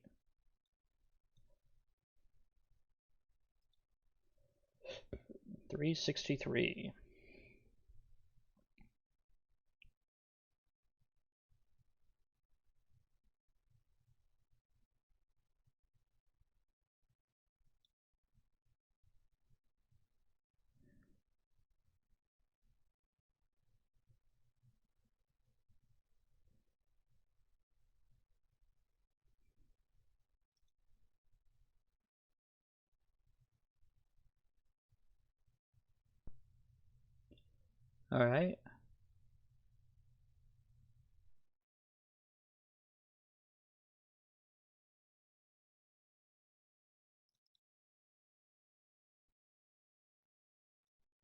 $363.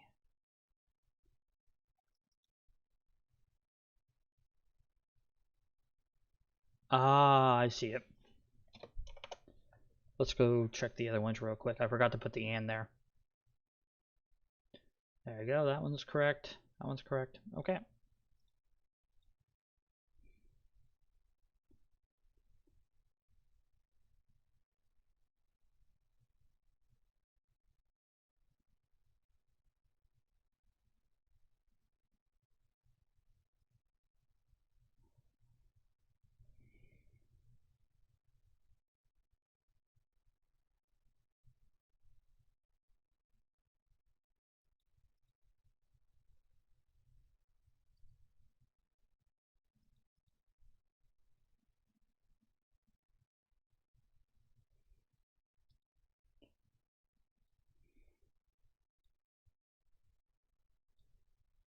All right, folks. Looks like the build's successful. Let's go ahead and boot it up.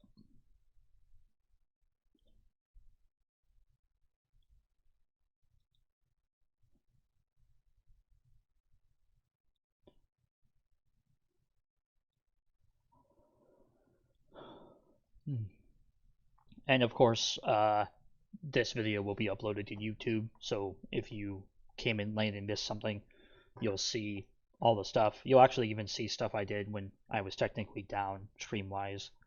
But, you know, again, this is to show my player base that, you know, I am working on mods. I am trying to improve them, as well as, you know, trying to improve the server overall. I'm hoping people seeing this might give them a bit more incentive to want to actually play and enjoy our server. But if it doesn't, it doesn't. It's okay.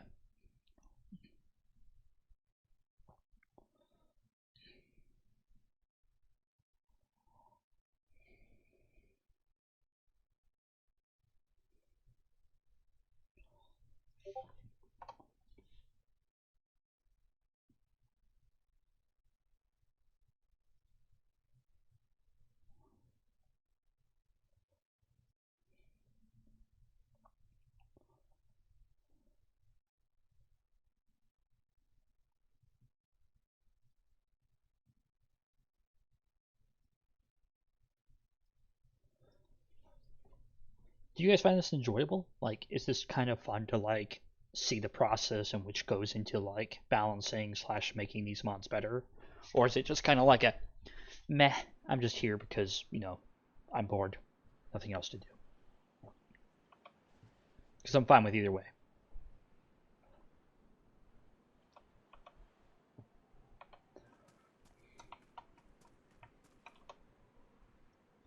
Oh, there we go. Now I can put it in my hands. Alright. Alright, now let's see if we fix this issue. Smith iron nails.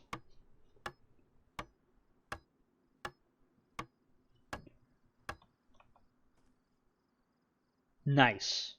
And I get no switching action when I'm looking at the handmade anvil now if the thing is occupied. If I take that out and put a cast iron nugget in, I can change my smithing actions. Perfect. Beautiful. Gorgeous. I'm so happy. I'm so happy.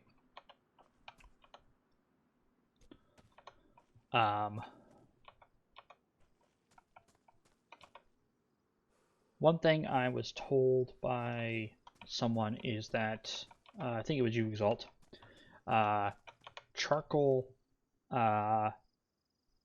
cannot be...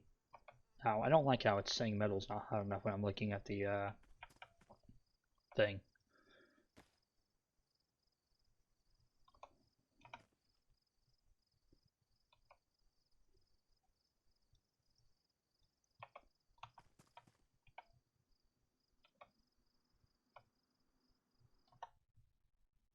Let's check our temperature is valid thing. Okay, so it doesn't care if it's any temperature right now. I can technically forge anything I want because it doesn't care.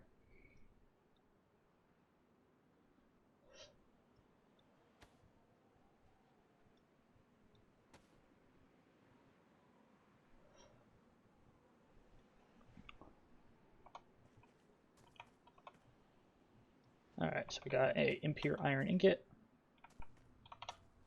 Let's test to see if it actually I should not be able to put metal in my inventory when it's that hot. So we'll look at that here in a minute.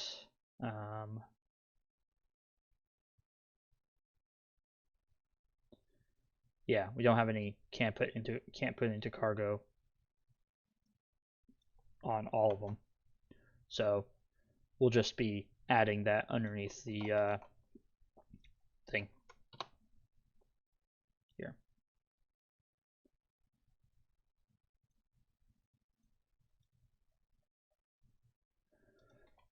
And that way people can't put hot metal inside of their inventory base. I mean, inside their inventory. Apparently, the ingot base has this. So, yeah, I can put it in my hands, but I can't put it on the thing. I can attach it. We can smith pickaxe head, hammer head, shovel head, iron rod, pickaxe head, shovel head, hammer head, shovel head, iron rod, pickaxe head, hammer head, shovel head, iron rod. Alright, so we are missing a option that's really easy to add actually. So all I do in my tools, in my options, is I just copy this, go boop, and go boop, and go boop, and I change this one to 1, this one to 2, this one to 3, this one to 4, and I change this to 4. And all I do is I change this to what the name of my axe heads are. So, axe head.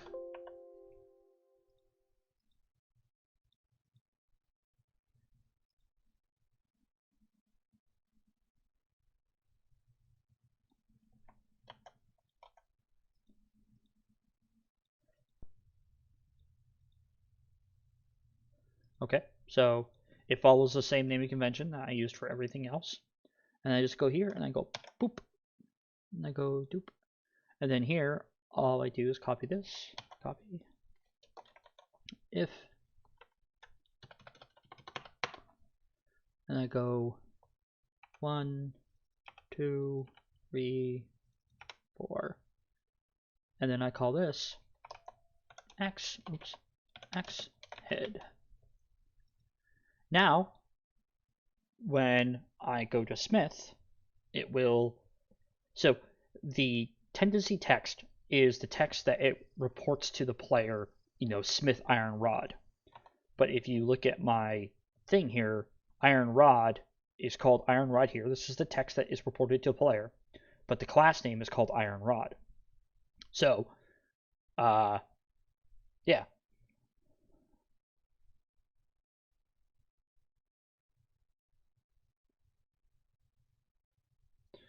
There you go. Then when I forge the iron, it should make an axe head. I do have stuff for the bars, so for making the dagger and for making the hinges, that's going to be there. And then we have our iron nails, tool edges, and then there. And there's the step tendency. So we're getting close. We're getting close to having all of the features that were already in the original actions inside here. And what's cool is it's gone from 12 actions down to 6 instead, which is very, very big. Very, very mind-boggling. So let's see what happens when I make a iron rod.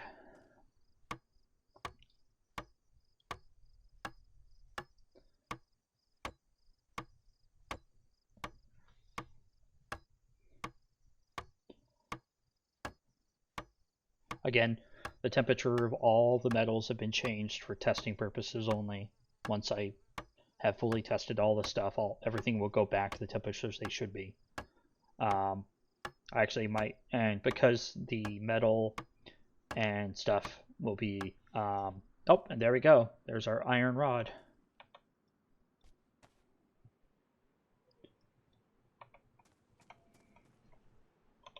You're like, ooh, shua, shua, warrior monk, wah, wah.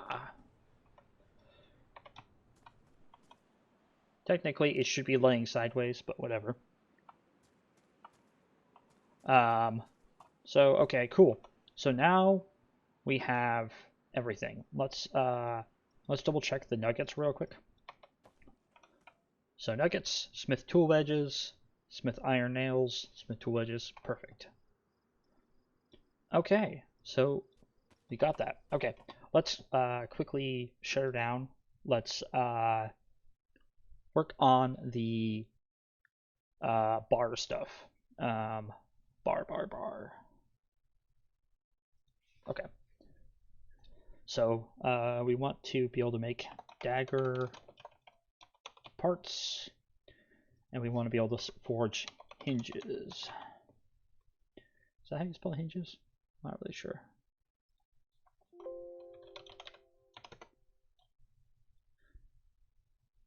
Yeah, that's how you spell hinges.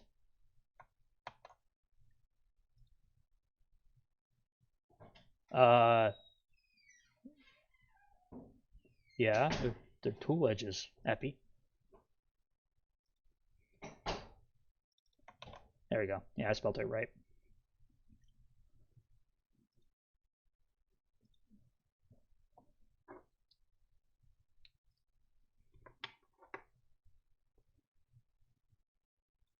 Alright, now we just need to look at the naming conventions I did for this. So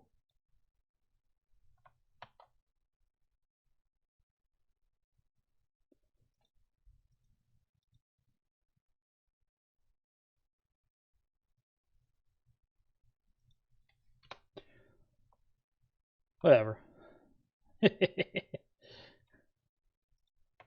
See if I care.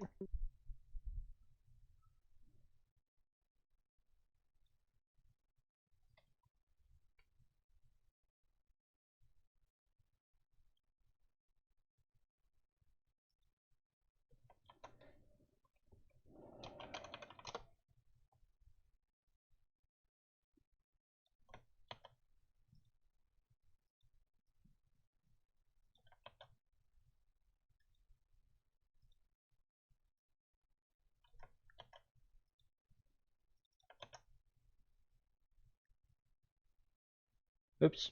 Huh, got those mixed up. That's okay. Easy fix.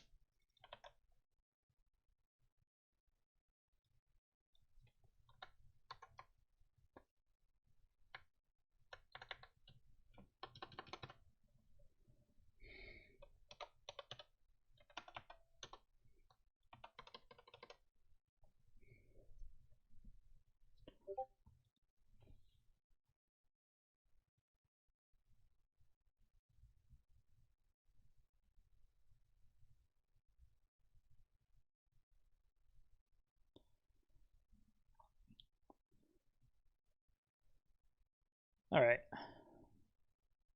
So now we got that done. Alright, so let's see here. Okay, so when you are smithing bars, it should return these two things. Let us go to our smithing actions here. Change ingot action, bar action. Here we go. Check bar. Okay, that should work. Okay, so let's go ahead and pack it and let's test it. Ooh, you know what we should do? Before I get too far with this, I should look at the Simple Smelters charcoal thing.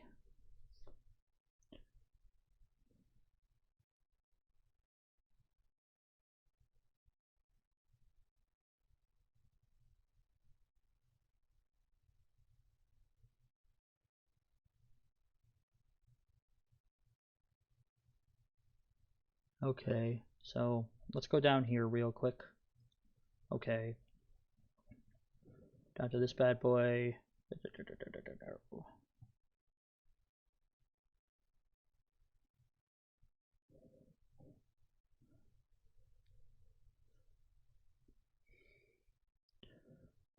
Where is my crate?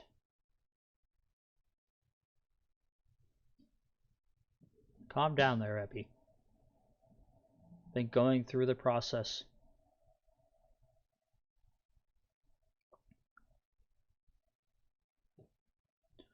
Firewood. Okay, let's change that to, 10 seconds. It was 250. We don't want to cause an error, so pack it. Be right back.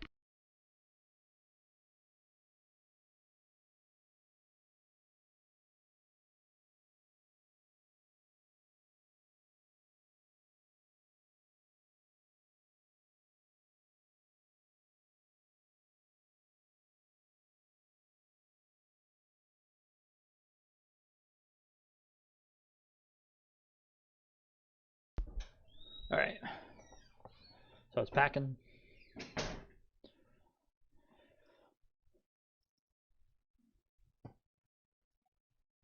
Now, what we're going to do in the last part of this entire process of making the mod more updated / revamp is we're going to make all of the old class name hammers have one last action on them, and that action is going to be called convert.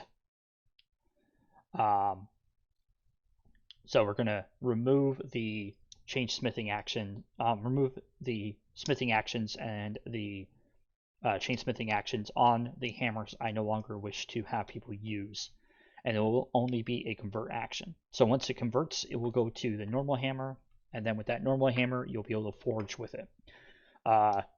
Because if you look at the tools here, let me see.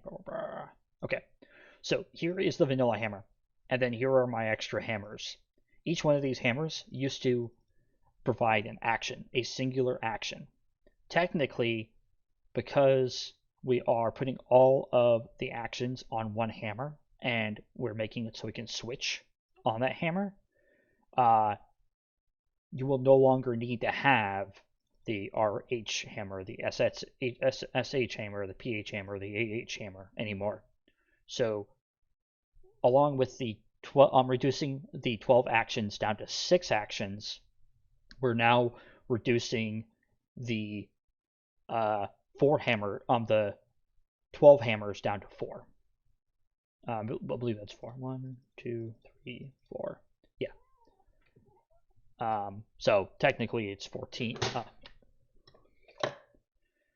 Be right back. Cat just knocked something over.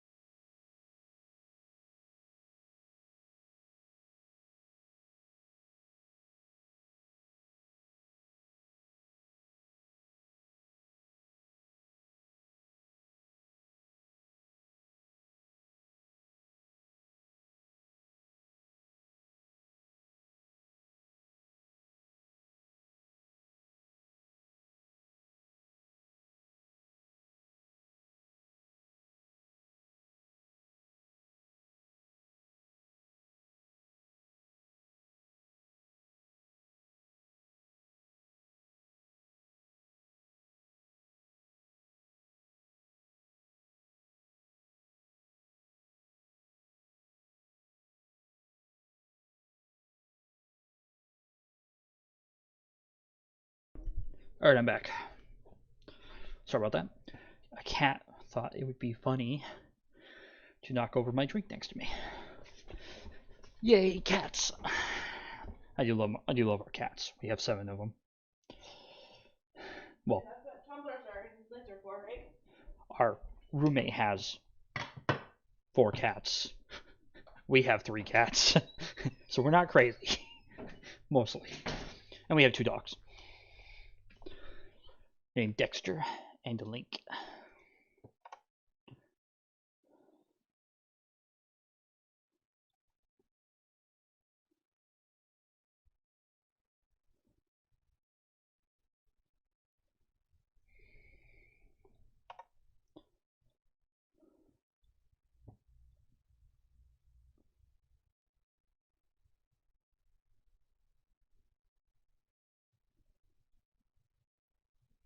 Alright. So, that sun's coming back in. Always have that sun in my eyes. Kind of sucks. Okay. So, let's go ahead and look for our ingot. I don't see it anywhere. Okay.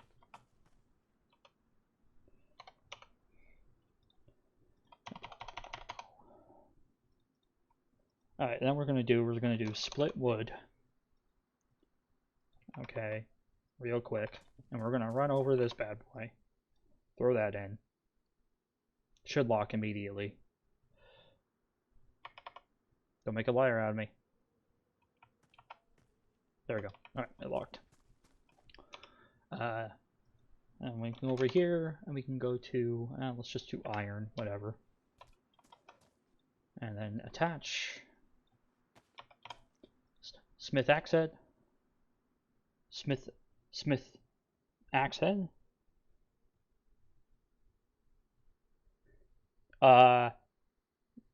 We don't know if they're purebred or not.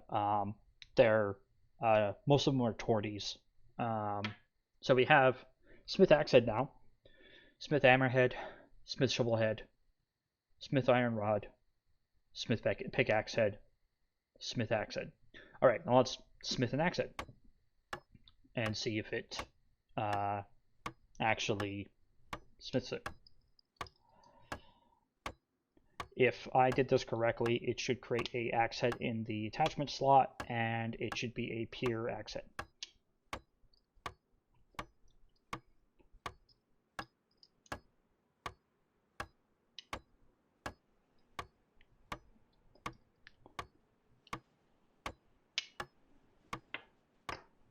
There we go.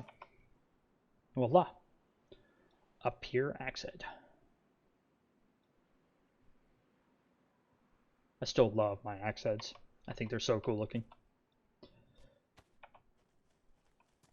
And just to give people an idea of, so you can craft these handles out of building logs. You can smith these tool wedges out of nuggets. You take the tool wedge, you attach it to your handle, and then you just, once the attachment, the tool wedge is attached to the handle, you just drag it over and assemble pure iron hammer, axe, and voila.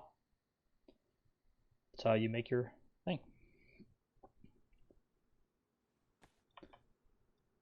And then you have a super badass axe. And if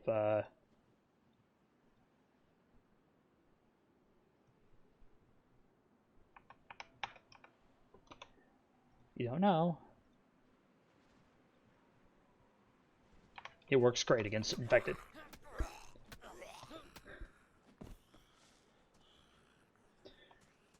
Obviously, the better your aim, whatever. But yeah. Okay, let's look at the bar thing here. So, with the bars attached, we should be checking. Okay, so cast iron bar it does not like. Okay. Let's try impure iron. Impure iron bar. Base. Nope, it's not returning anything. And I think I know why.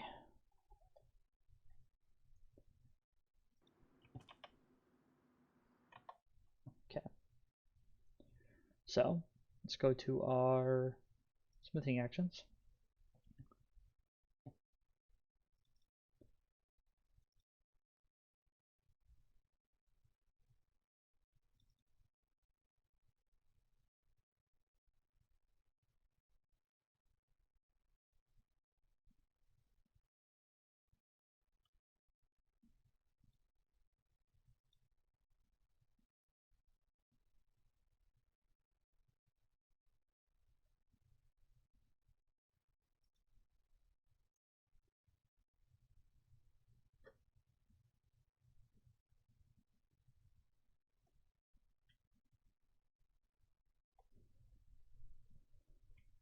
Alright, let's see here. TI check ingot. Okay. It looks like it should be working fine. Did I not register the new actions to the hammer? I don't think I did. Let's go down and look. Yep, I did not. That's why it's not working. Derpity derp derp. Derp derp. Hey, you know, sometimes you learn, sometimes you lose. Sometimes you have to snooze.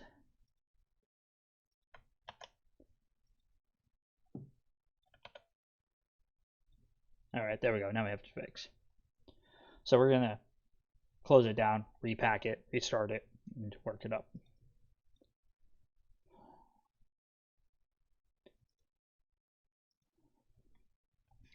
Oh, we didn't check the charcoal, did we? We'll check it when we log back in.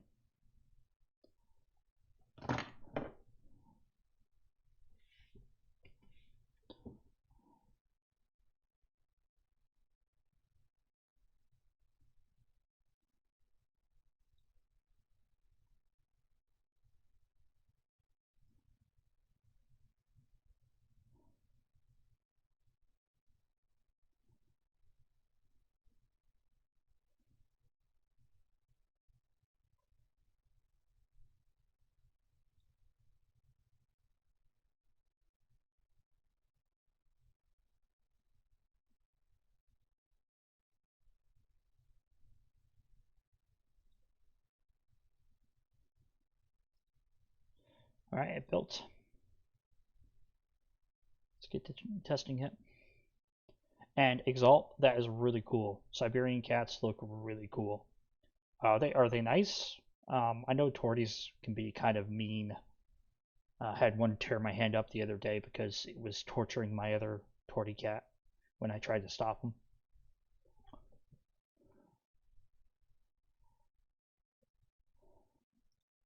It's just good to say I wasn't very pleased that I was hurting so much.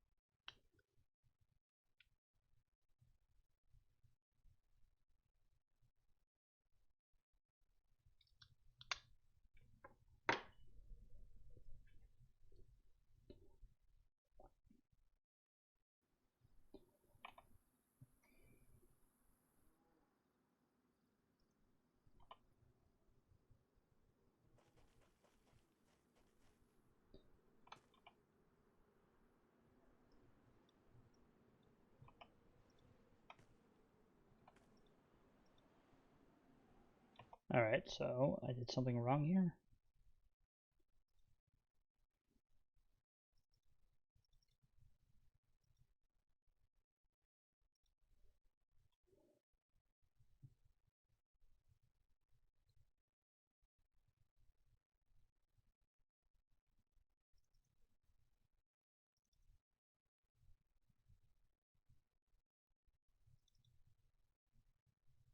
Okay.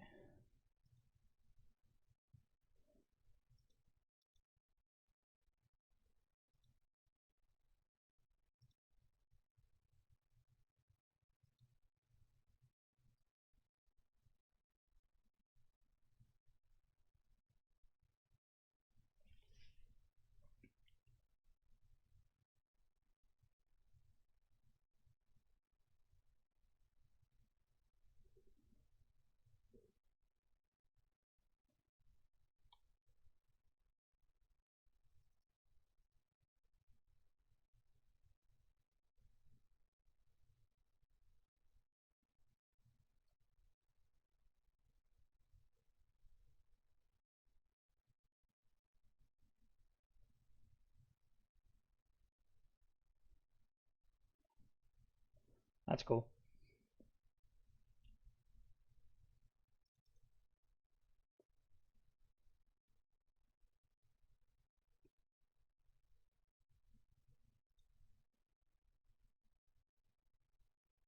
I think I know what it is.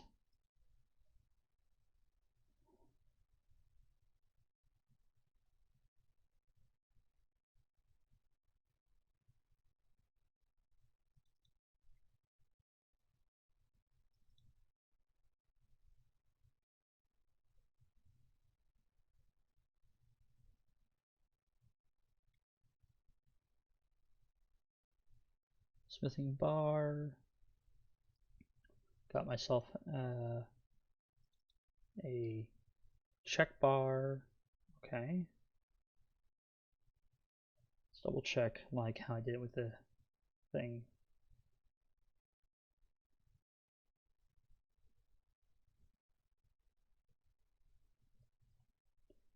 So I should do is I should get rid of this. Should get rid of this. Save. And go up here. And we want to get rid of everything but the ingot. Like that. Okay. So it's a impure iron ingot. Iron.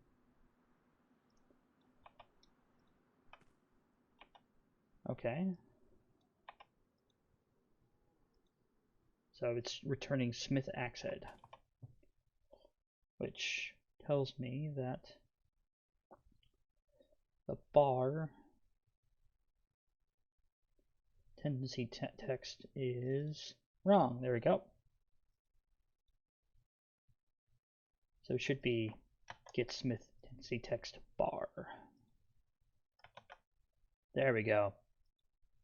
Because I guarantee you, if I forge a pickaxe head, it's going to forge either a dagger or it's going to forge a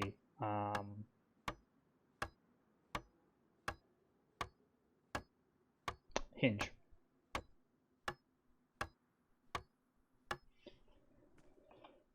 And it didn't forge anything because I don't have anything attached to it. Alright, so we're going to go to our anvils, and we're going to go down to our destroy. We're just going to pretty much copy this here. Copy. Boop. And we're going to put our destroy bar and create item in between this stuff. Okay, so destroy bar. Okay, and then we're going to change this stuff to our bars. Bar.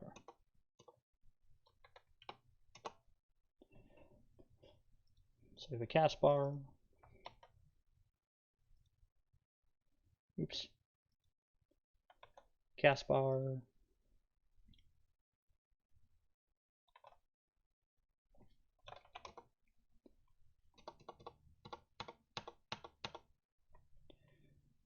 We have an impure iron bar.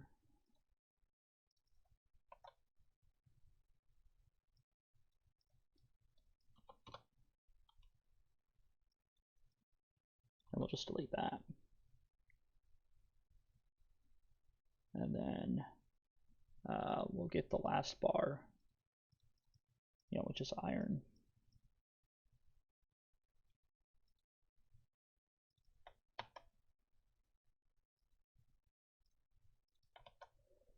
All right, and then what we do is we go up here and we just put yeah.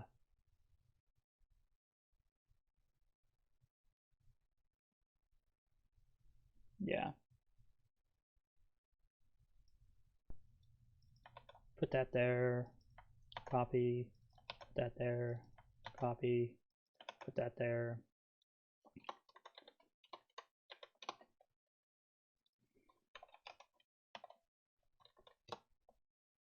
Let me change these gets to get the impure, get the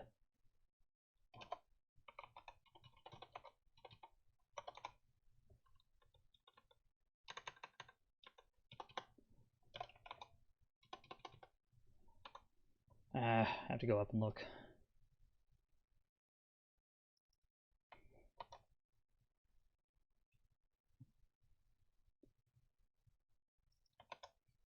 There we go. We just change these to this, this, this.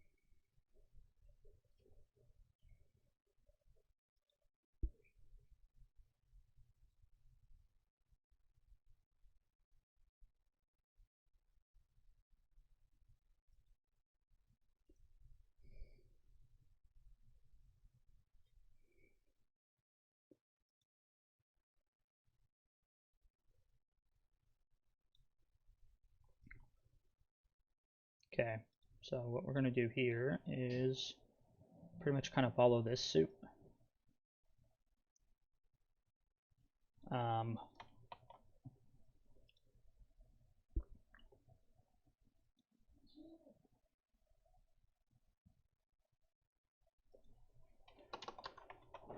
So what this does is it essentially checks if the item is a certain quantity. So technically, this here is stating that if it is between 1 ingot and if it is equal to 1 ingot but lesser than 2 ingots, then it's going to return 2 hinges. But if it's the other way around, it will return yeah, you get the idea. Honestly, we don't need that for the cast bar. Honestly, we actually don't need the cast bar at all,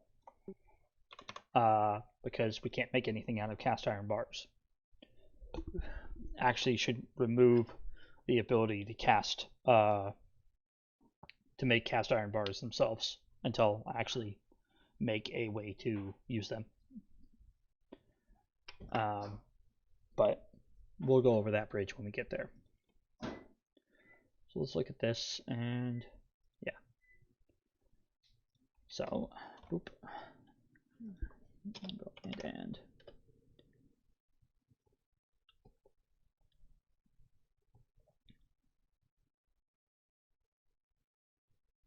And honestly, because we technically are designating the iron bar, we don't need to worry about that. Let's go look at the hinges. ND iron hinges. Okay, so we go copy, go to our anvil, and in our create thing we go boop.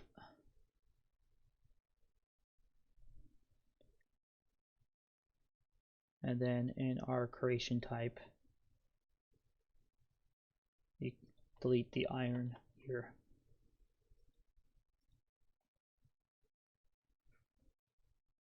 And we want this to reduce by 1. I'm going to copy this if statement, and we're going to have it be if 2 less than 3, return 2,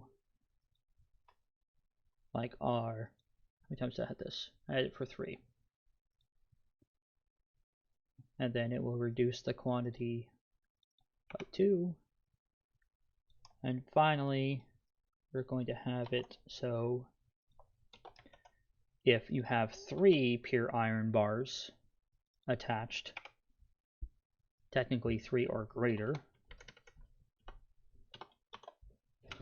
3 or greater equal to, it will create 3 of the things, and it will minus 3 of the bars. And what we want to do is we want to go to our hinges, copy, and we're going to replace this BS with that.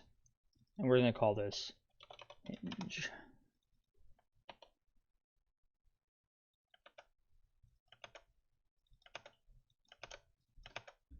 And then because we have kind of a repeating thing, we're going to go 1, 2, 2, 1.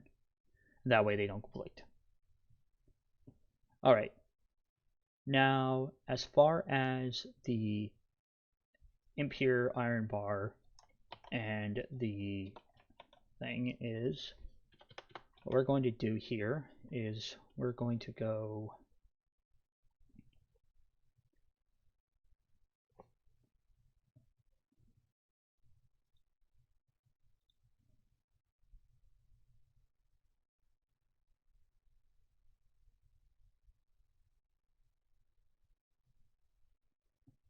alright.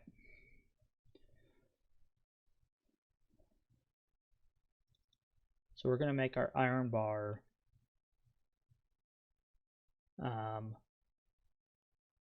here. So let's find it. Iron bar. Okay, copy. Paste that there. Close that. Alright, so what we want to do is we want to go down to our so it takes 4 quantity to make a dagger.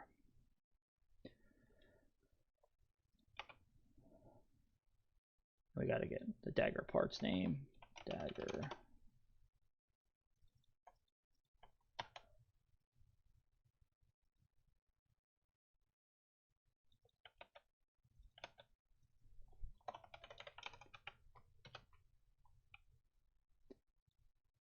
Alright.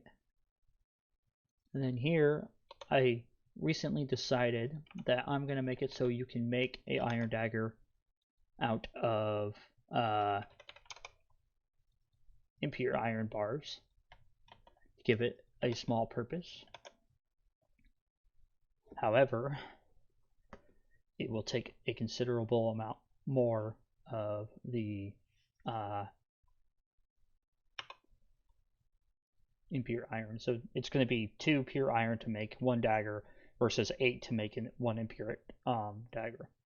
It won't be called impure, but you get the gist.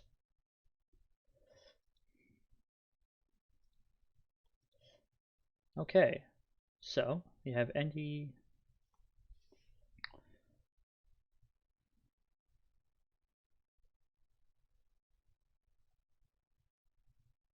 Okay, so what if we go to our tools?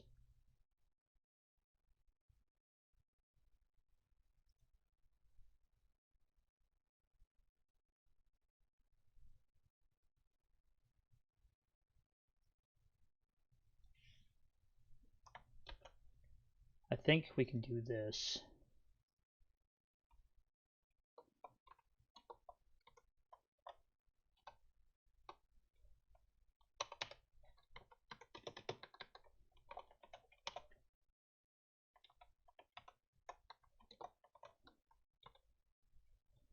If thing name equal. Pretty much what we're doing, we're just going to be doing, seeing if I can do this kind of a check. Then we're going to go boop, and then boop, and boop, then turn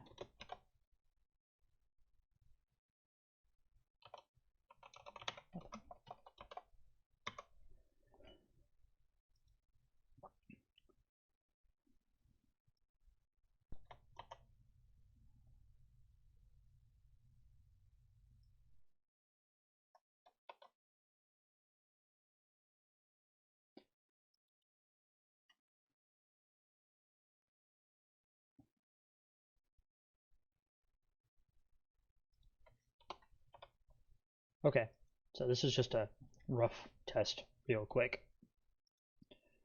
What we're trying to do here is we're having, if it is a impure iron bar, return hinges.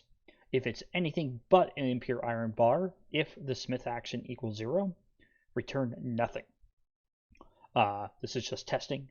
I want to make sure that if someone were to like attach a cast iron bar, it would return nothing. So like it would do nothing.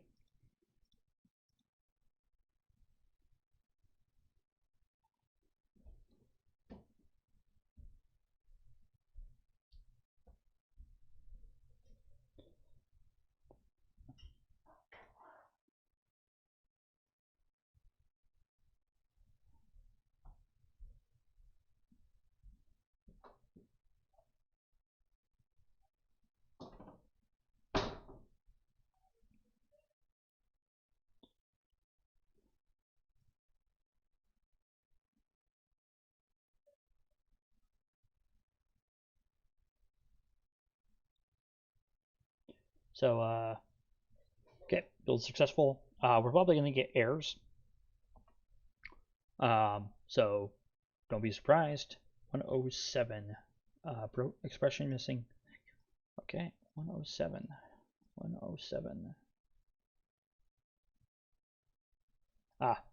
Yeah, that was my mistake. I should check the other ones to make sure I didn't make that mistake twice. If, else if, okay.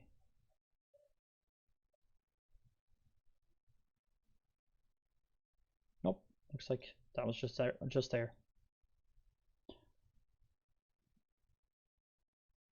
So how's everyone's day today? Everyone doing good?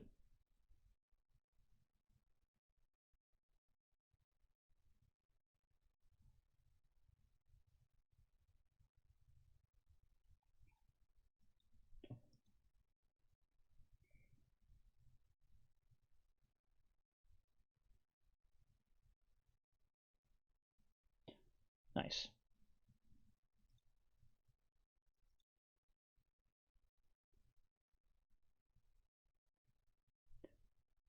Alright, so undefined function get cast iron bar. Alright. 240.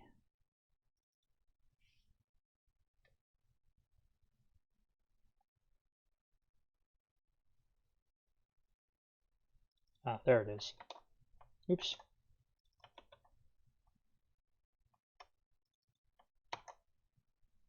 Alright, so that was a mistake. Let's double check I didn't make another mistake. Okay, that's correct. And that's correct. Okay, there we go. That should be fine now.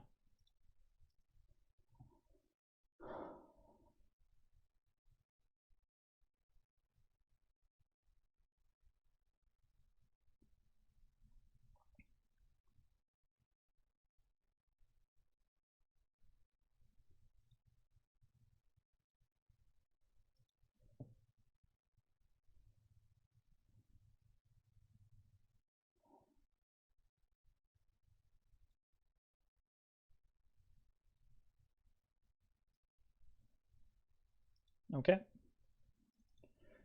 Cross your fingers, hope there's not another error. There probably will be. And if there's not, then yeah. Anvils 245, Santex error. Okay, so 245, Santex error. 245. Oh, oops. I forgot to delete that. And then, honestly, because we're not getting the cast bar anywhere else, we can actually comment that out. I commented out because technically in the future I want people to be able to make things out of cast iron. So yeah.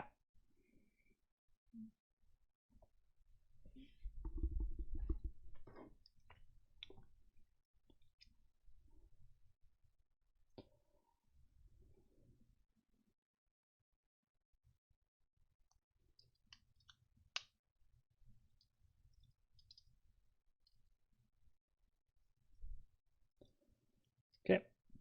Now let's try to boot up the server. Third time the fourth time's the charm, fifth time's the charm. Unknown type, ND underscore iron dagger blade. 254.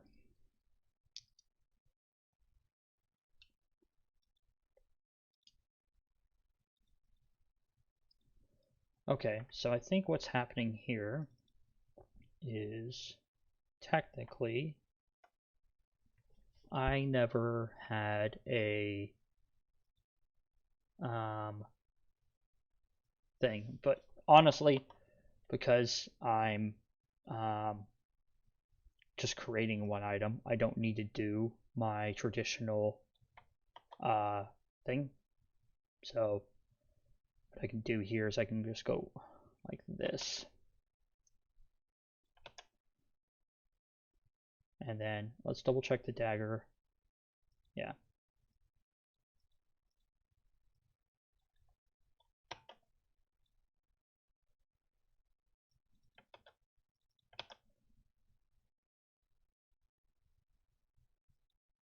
There we go. All right. What was I going to check real quick?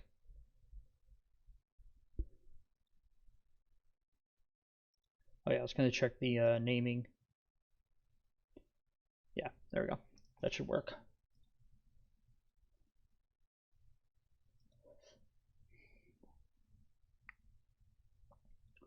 So just to explain the differences between doing it this way, where it goes create attachment and then it says ND plus creation type, this just creates a single item, and it creates the item based off of the config values. This down here, where it goes, it designates the class name, then it says a a prefix. You know, this equals actually the ND hinges, and then the ND hinges just get cast to double check stuff, and then it creates it. But right here is where it adds the quantity. So it ignores what the config says, and it adds this attachment to equal this quantity on creation. Where this up here would just create the attachment, and if my config had var quantity equal 1,000, it would spawn in 1,000 of them upon creation. So that's the difference between those two.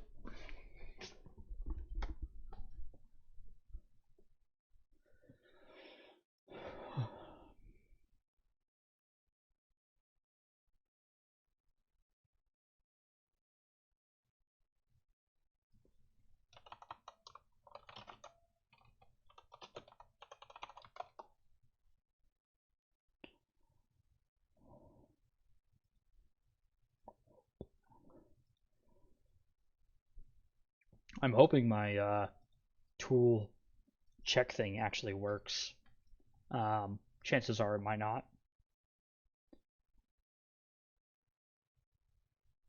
Can't find variable dagger. What?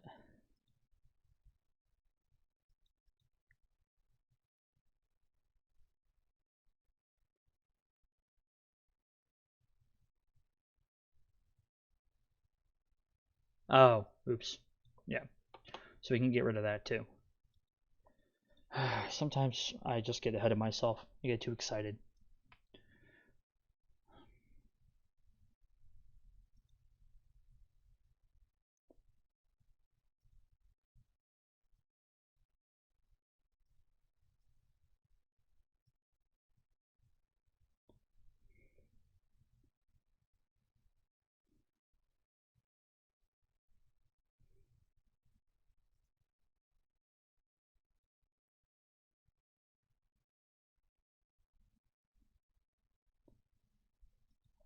Alright. So I am going to do this last test and then I'm going to have to stop. I have some other stuff to do in the world. 261? What? Stop it. Just stop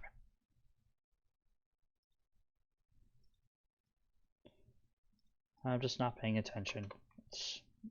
That's what's going on. I should be paying attention more.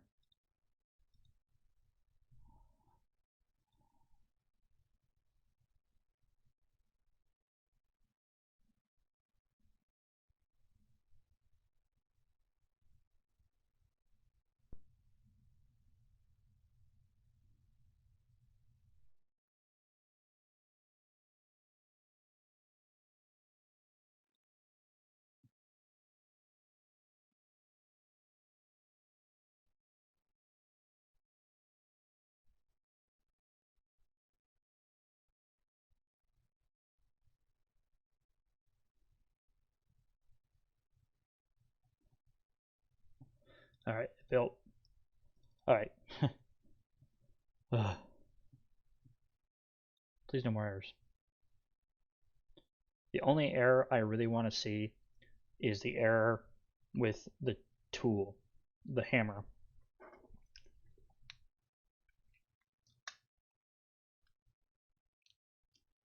Oh, it's booting up.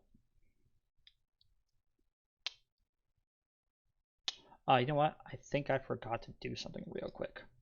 Before we fully boot it up and stuff, let's go to our smithing action and find the bar one, smithing nugget,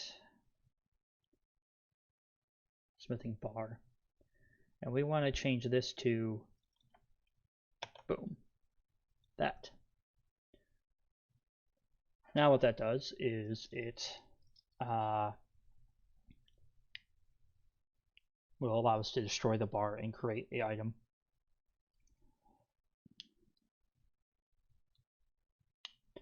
Sorry about that. Just a quick fix.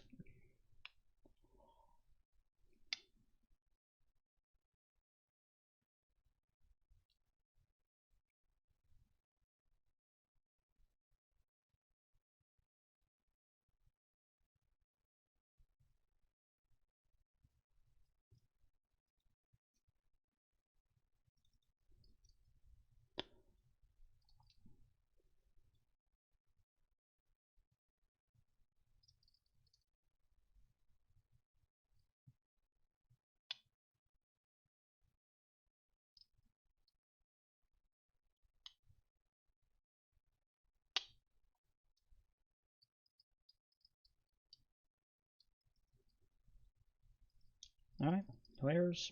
Let's boot it up. Again, this is the last test I'll be doing today. As always, when I stop streaming and I come back to it, I work on it more. But I have to go and do some stuff.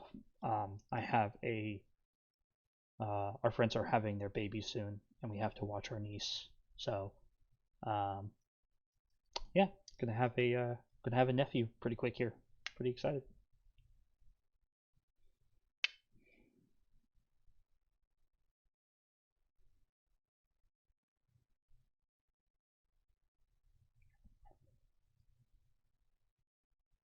So what I'll probably do off camera, or I can do it on camera next time I'm streaming, is we will work on making welding gloves that can spawn in the economy.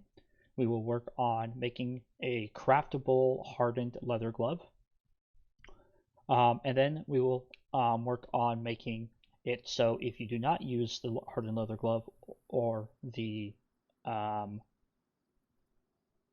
glove, the welding glove, you will take health damage as well as your gloves will take damage. The welding glove and the hardened leather glove with hot metal will take damage as well. So if you have a hot piece of metal in your hand and you're only wearing regular gloves, you will take a little bit of health damage over time, as well as the gloves themselves will become ruined quicker.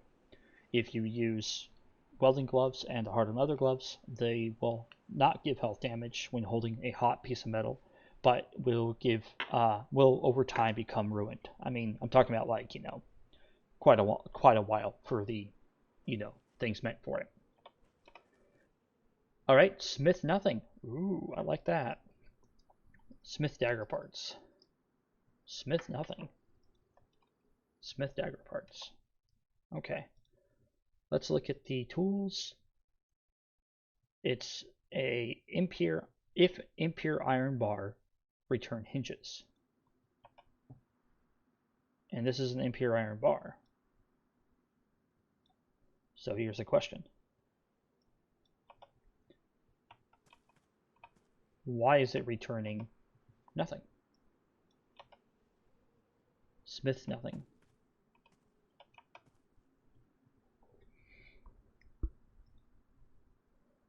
Did I fail to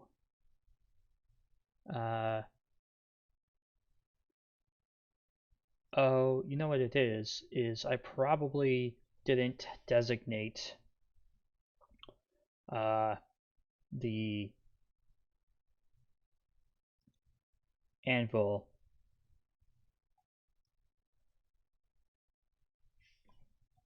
Alright, so if I go like this and go to my tools and then go boom,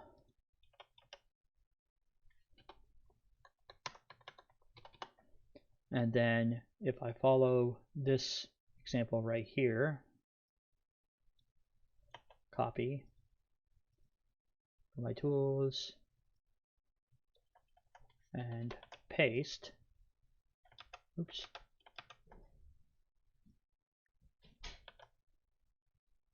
there we go. Now it should work properly. Let's give it a quick test before I go.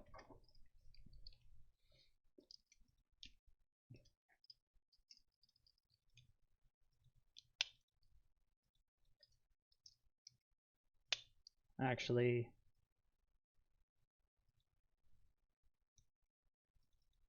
yeah, that should be fine.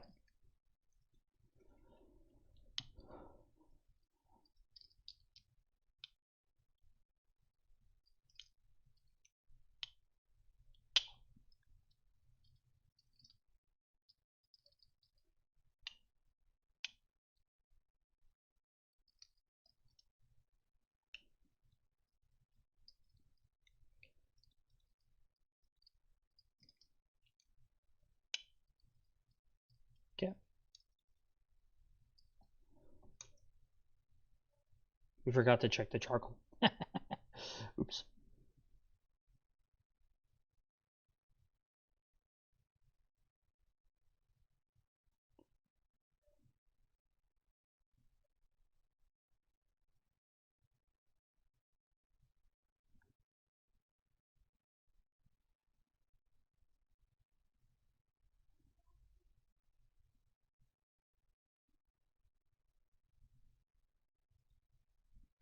I actually have been helping someone else make another mod, and I'm super excited to use it, to introduce it to New Dawn. Can't give you guys any details, but it's going to be amazing. It's going to be amazing. I am so pleased with how well we were able to do it. Not necessarily like how well we were able to do it, but like how easily possible this actually was to do. I'm super excited for it. But yeah, enough about that. Moving on, back to our fortune.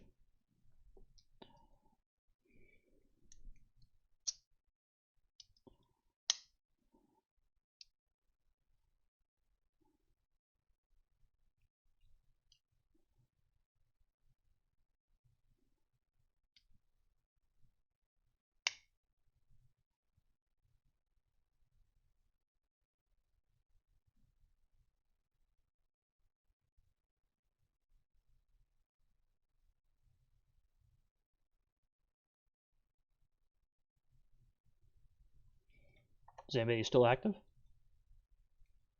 Oh, wow. There's quite a few users in chat. Not many viewers though, but it's okay. I'm okay with that. Again, I don't do this because I want to get views. I do it because I want my community to know what I'm doing and how I'm doing it. And plus they can give some feedback.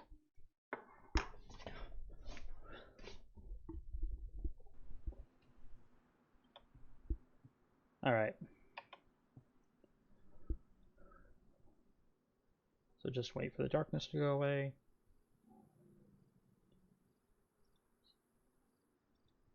Alright, Smith nothing.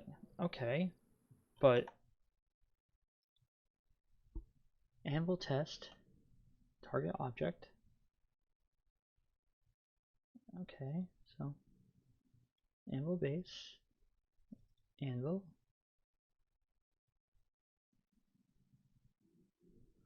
Huh.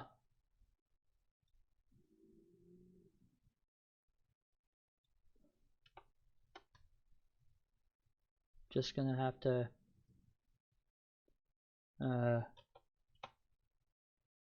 work on it the way I had it before. Oh well.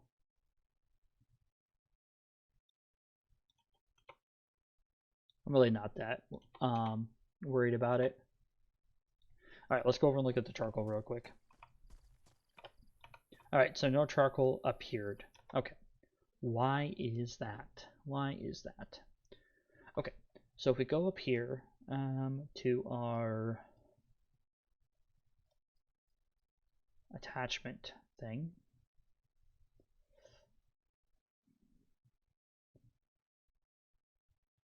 and we just got to look at can receive attachment. If attachment is kind of charcoal and slot ID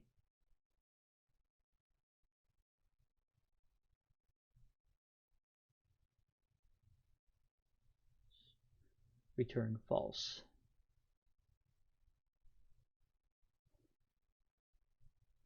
Okay, now here's the question though.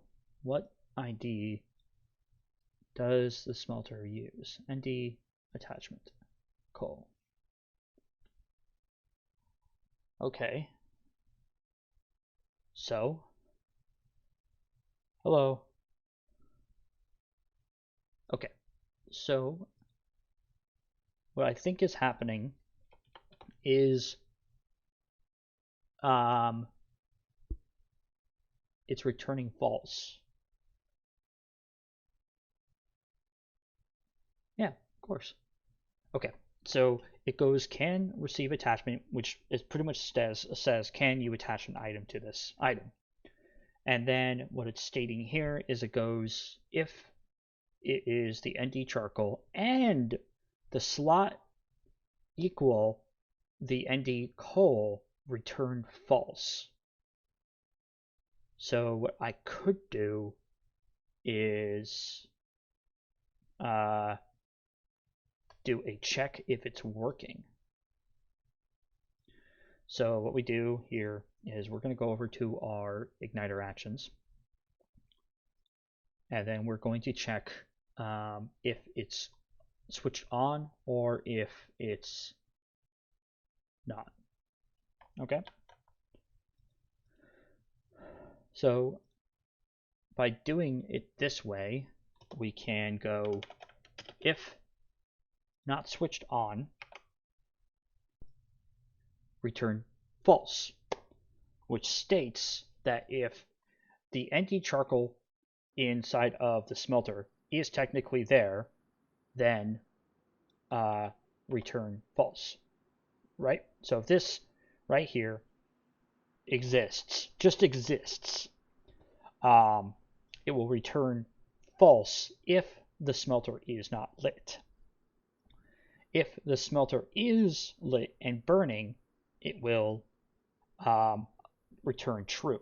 So let's double check my let me check my theory here. It checks if the attachment is kind of okay. So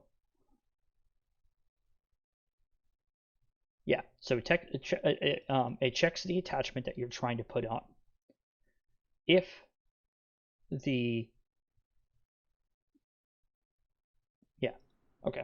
So I think this will work. So let's test it out real quick.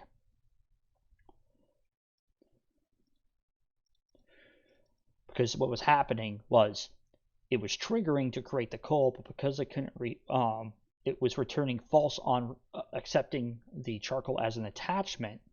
The attachment wasn't being created, which was causing the problem of it not generating the charcoal that you guys needed. So hopefully this will be a fix, and it'll be really easy to test. We're just gonna finish packing this, and then we'll ignite the smelter again and start it. I do note that there might be an error. Nope, no errors. Or it may not work. That charcoal can only be used in forges as a heating element. Otherwise, you can crush it and stuff like that.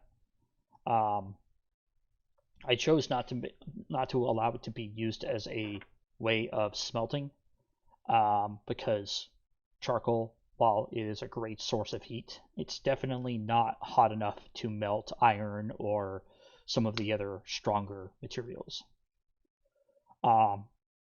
Technically, I could, in my smelting function, check if charcoal is attached, or if coal is attached. It's actually really easy to do, so I actually might do that. I actually might make it so you can use charcoal to start your smelter, but it can only melt down things like lead or zinc, but it couldn't make iron ore or brass or other harder versions of metal. I think that might be a nice way of doing it.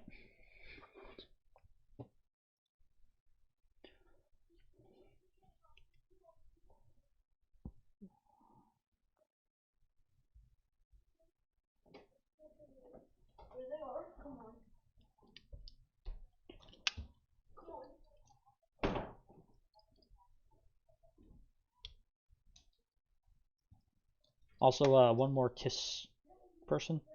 I upload all of our development streams to YouTube. If you just search New Dawn DayZ, you'll or search Dumpgraw. Actually, can even put a link in here if you want. We have like 11 of them now. This is the 12th development video right now. I've been developing for the server for a lot longer than that, but I only recently started doing this to show people what we do and how we do it and all that stuff.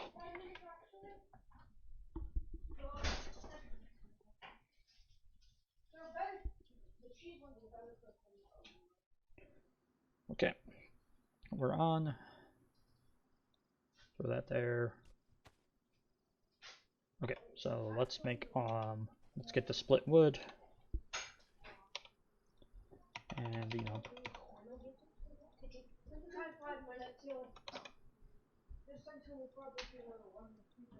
okay, so put the split wood in there. We're going to ignite this bad boy.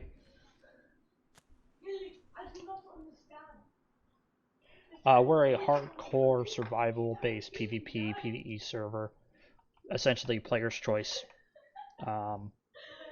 We don't have any RP rules or anything like that. You choose how you wish to play, and we just let you play as you want. Okay, it locked.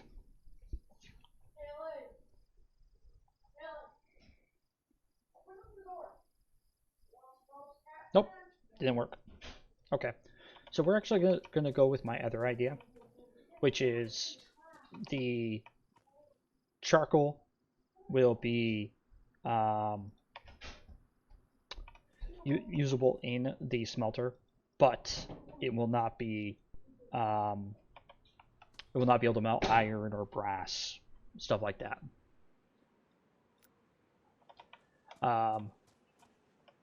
Overall, I think the thing turned out really well. So we're gonna test, the effort of the making the bars. Again, all of the temperatures required to smith metal are lowered.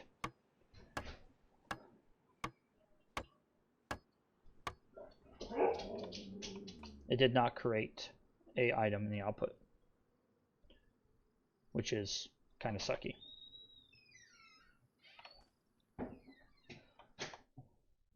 Technically, it should have done that. So let's look at what happened here.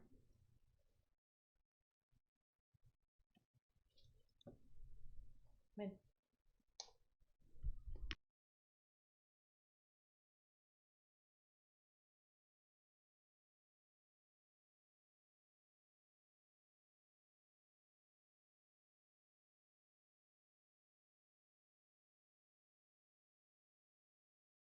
All right, I'm back. So let's look at our tools here. So iron dagger blade. Okay, that's correct. So create item, ND, and it should have created it. But why did it not? Is it because the name isn't the same on the tool?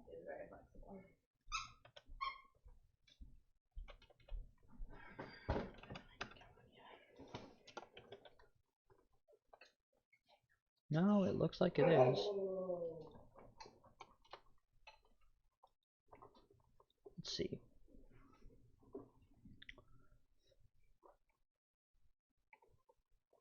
Let's go to smithing actions real quick.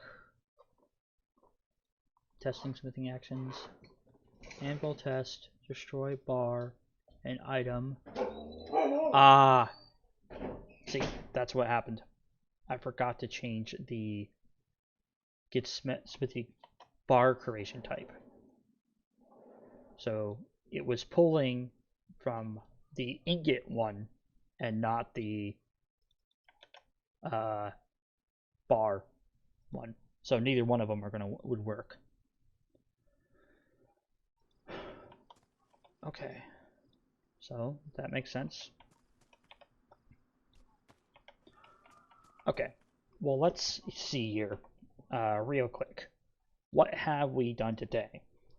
We have introduced a new smithing action process. We have fixed crucibles going empty after one pour. We have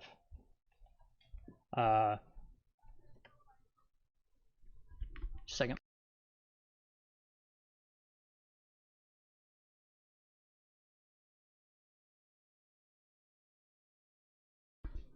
All right, we have lowered temperature loss on crucibles. We have increased temperature gain on crucibles.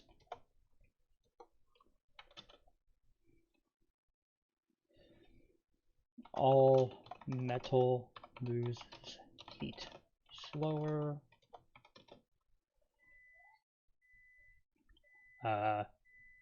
Smelters gain heat faster.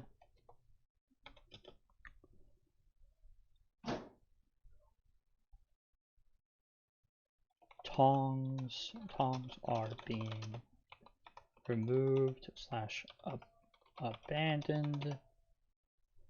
I probably spelled that wrong. Abandoned. Yeah, whatever. What else? What else did I do? What else did I do?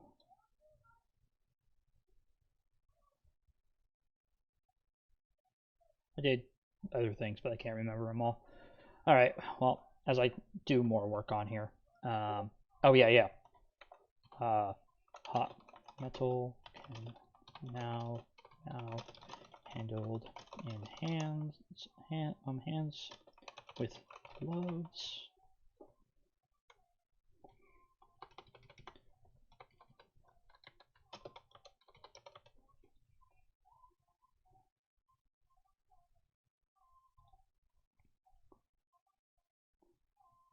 All right, and then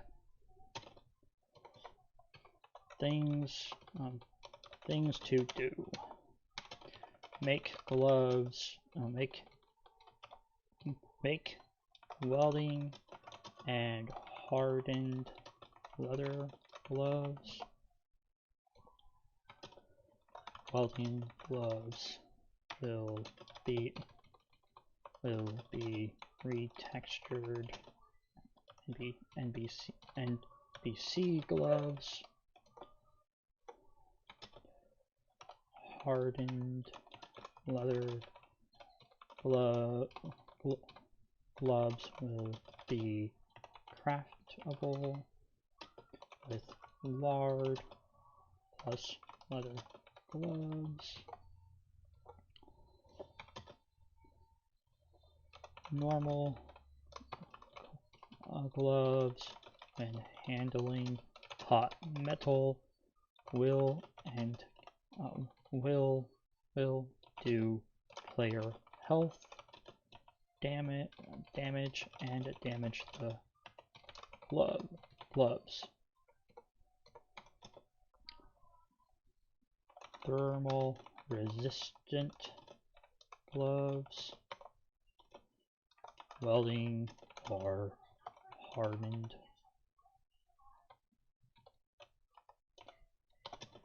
Will only take damage to gloves and not to player when handling hot metal. Will last longer before ruined. Will ruin faster than thermal gloves. Okay, I'm gonna put this in my little Discord of things I've done / things that I still need to do, and then I have to go out and take care of some stuff in the world. I'll be uploading these videos to YouTube, and I really hope you guys really appreciated watching, and hope you guys have a wonderful day. Talk to you guys later.